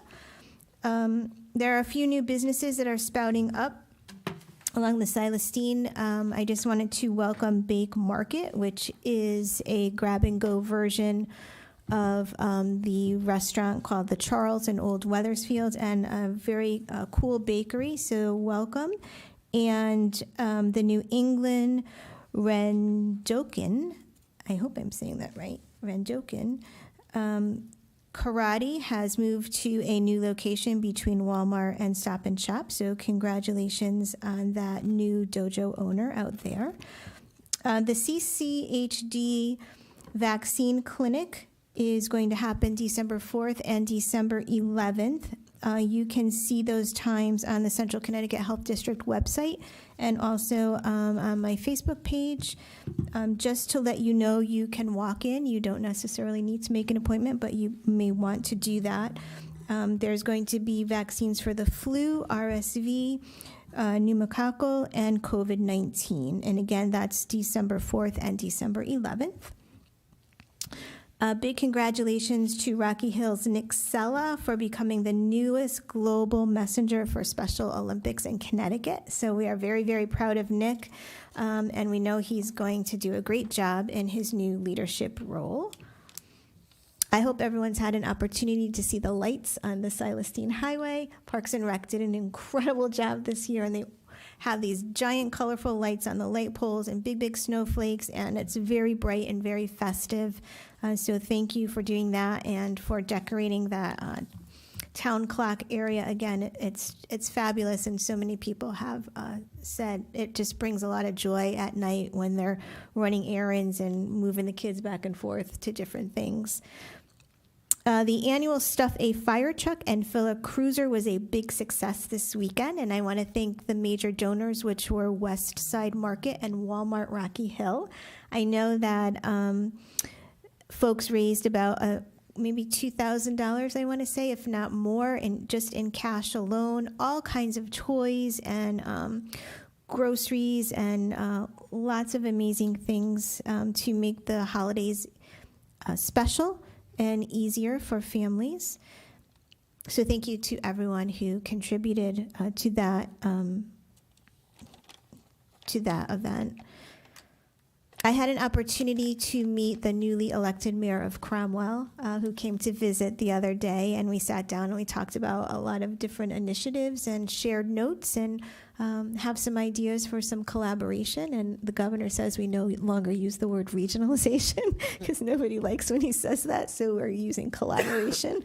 So there are some really cool ways that we can start to work with Cromwell. One of the ways I suggested, even though they're not part of our central health district, is collaborating with us to tap into some of the grant money that's there for opioid issues and helping towns dealing with the opioid crisis. And then just a few upcoming events on December 6th. Are you crossing your list off now? Keep going. On December 6th, there is an Advent prayer vigil for peace and justice at 7 p.m. at the Rocky Hill Congregational Church. On December 9th, from 1 to 3 at the Rocky Hill Historic Society, there is a winter holiday open house. And then through Parks and Rec, there are a bunch of annual Jolly Jamboree events. So the first is, well, I'm not necessarily sure if it's the first, but I'm going to tell you this one. On December 9th is Winter Wonderland. and that is hosted by Parks and Rec, and it's supported by our library and health, human, youth, and senior services. And I want to thank our sponsor, Henkel, for always making this a successful event for the kiddos. There's also the Underwater Pictures with Santa and Decorate Your House for the Holiday contest. All three of those events you have to register for. And so I would ask you to just check that out through Parks and Rec online or through social media. And I'm all done.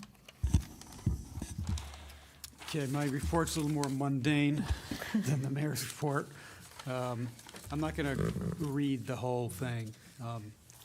I'll just start off with the leaf collection. We've been getting a lot of phone calls over the weeks about the leaf collection not being completed or not being done. This year's collection is running a bit behind schedule due to equipment breaks, which have been repaired as of a week ago. And also a late start because there were some delayed paving and curving jobs that needed to be done a little bit later than usual. So our highway crew had to address those first before the weather turned. But there's a notice on our website indicating that we'll be collecting leaves well into December or whenever we get them all. And so far, we have been collecting leaves without any overtime cost impact to our budget, saving, you'd say, about $50,000 this year over last year. So I think that's pretty good. New permitting software has been implemented already in the building department. It's a more advanced system.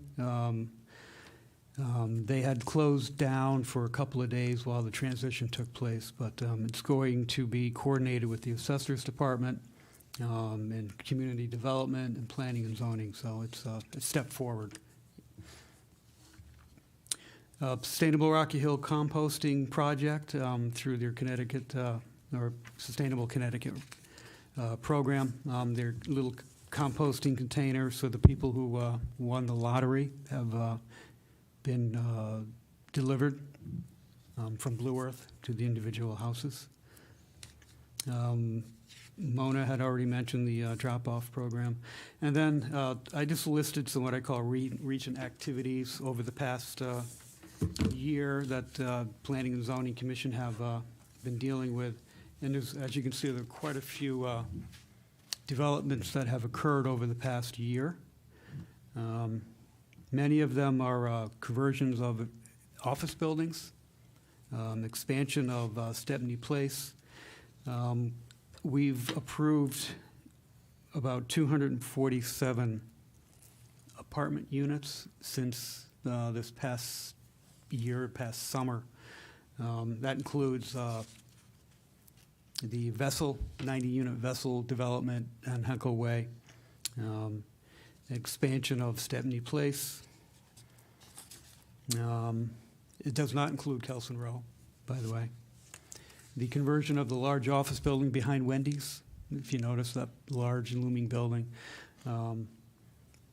First phase of that development was 56 apartments. That building will be, the skin will be removed and remodeled. We have a new Liberty Bank and quite a few restaurants.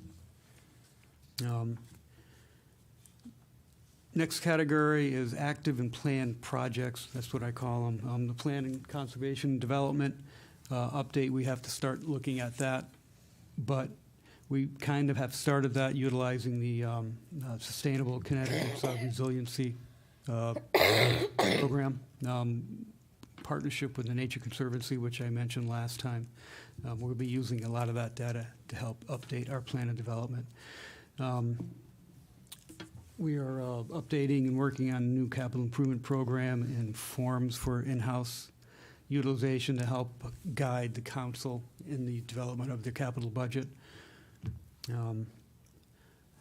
I mentioned a couple of fairly large ticket items, town-wide strategic plan. I think we really would benefit from that, but the costs are ranging from $35,000 to $125,000. You get what you pay for, I guess. Same with the townwide drainage study. That probably is in excess of what I just mentioned. But I know Steve is working on that, maybe targeting our problem areas first to get the initial costs down. We did have a site inspection with DECD, Department of Economic and Community Development, staffers to look at our 3 brownfield grants that are currently underway. One at the Rocky Hill Community Community Gardens, formerly Straska, to take a look at how that remedial plan is coming along. 45 Evans Road, where we're doing phase 1, phase 2, and 3, phase 3 environmental assessments. And also, they wanted to take a look at the Kelso Row project. I think they were all pretty impressed at the amount of activity that was required at all of those locations. And just to add about the Rocky Hill Community Farm project, Steve will be advertising finally the barn in our Hartford Courant probably Saturday. I did talk to the state. We have a steep grant for that barn, separate from the brownfield grant. They do not need to review the bid. They just want a copy. CHRO does not need the whole bid. They just want to make sure that the forms are in the bid. So hopefully we can get that out. We can get a contractor and start construction this winter and into the spring. I know there is a push to get the arts in town. We'll be contacting and working with the state, hopefully Council Arts Council, State of Connecticut Arts Council. The Affordable Housing Plan, as was approved by the Town Council,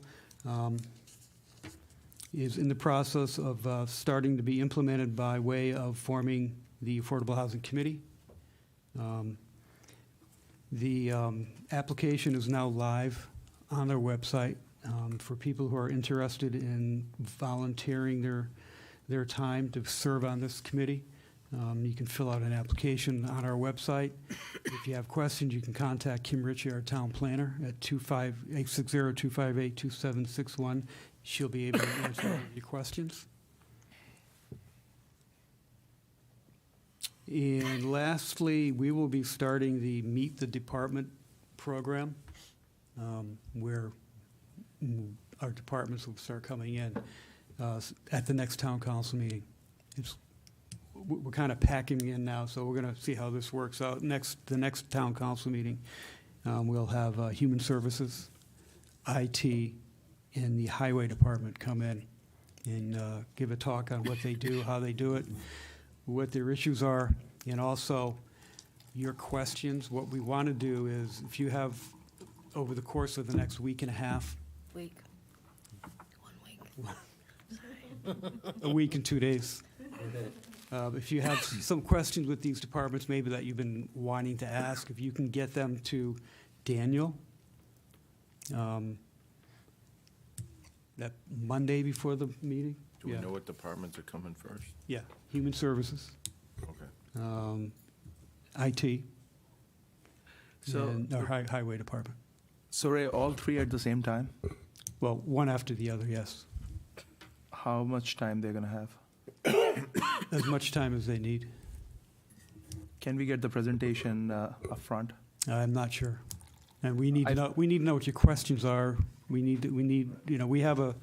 We're starting a new process in-house, so we need to make sure we are consistent. Yeah, and that's my point. So if we can get the presentations and they are consistently put together, then it'll be easier for us to actually engage. Yeah, I'm not sure if we can get them to you. This first one is going to be difficult. We're trying to get them in before we get into that budget season. Yeah, So because- we're kind of rushing it right now.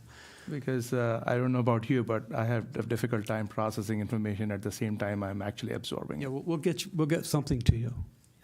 Yeah. So, I mean, normally, like, if you get it, like, even like a day earlier, that's fine with me. I don't need a week. A day earlier will be fine. They'll be in our package. Should be in the packet. We'll be in the package.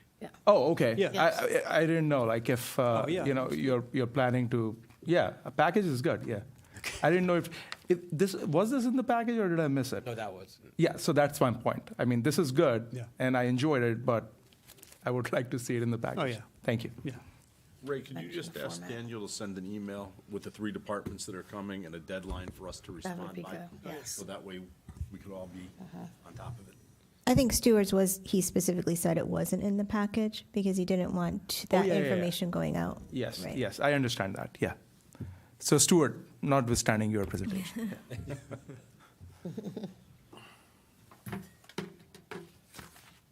Stuart's still here. They're having a second course on assessment. Wow. Ray, your list of the apartments, does it have the percentage that are affordable?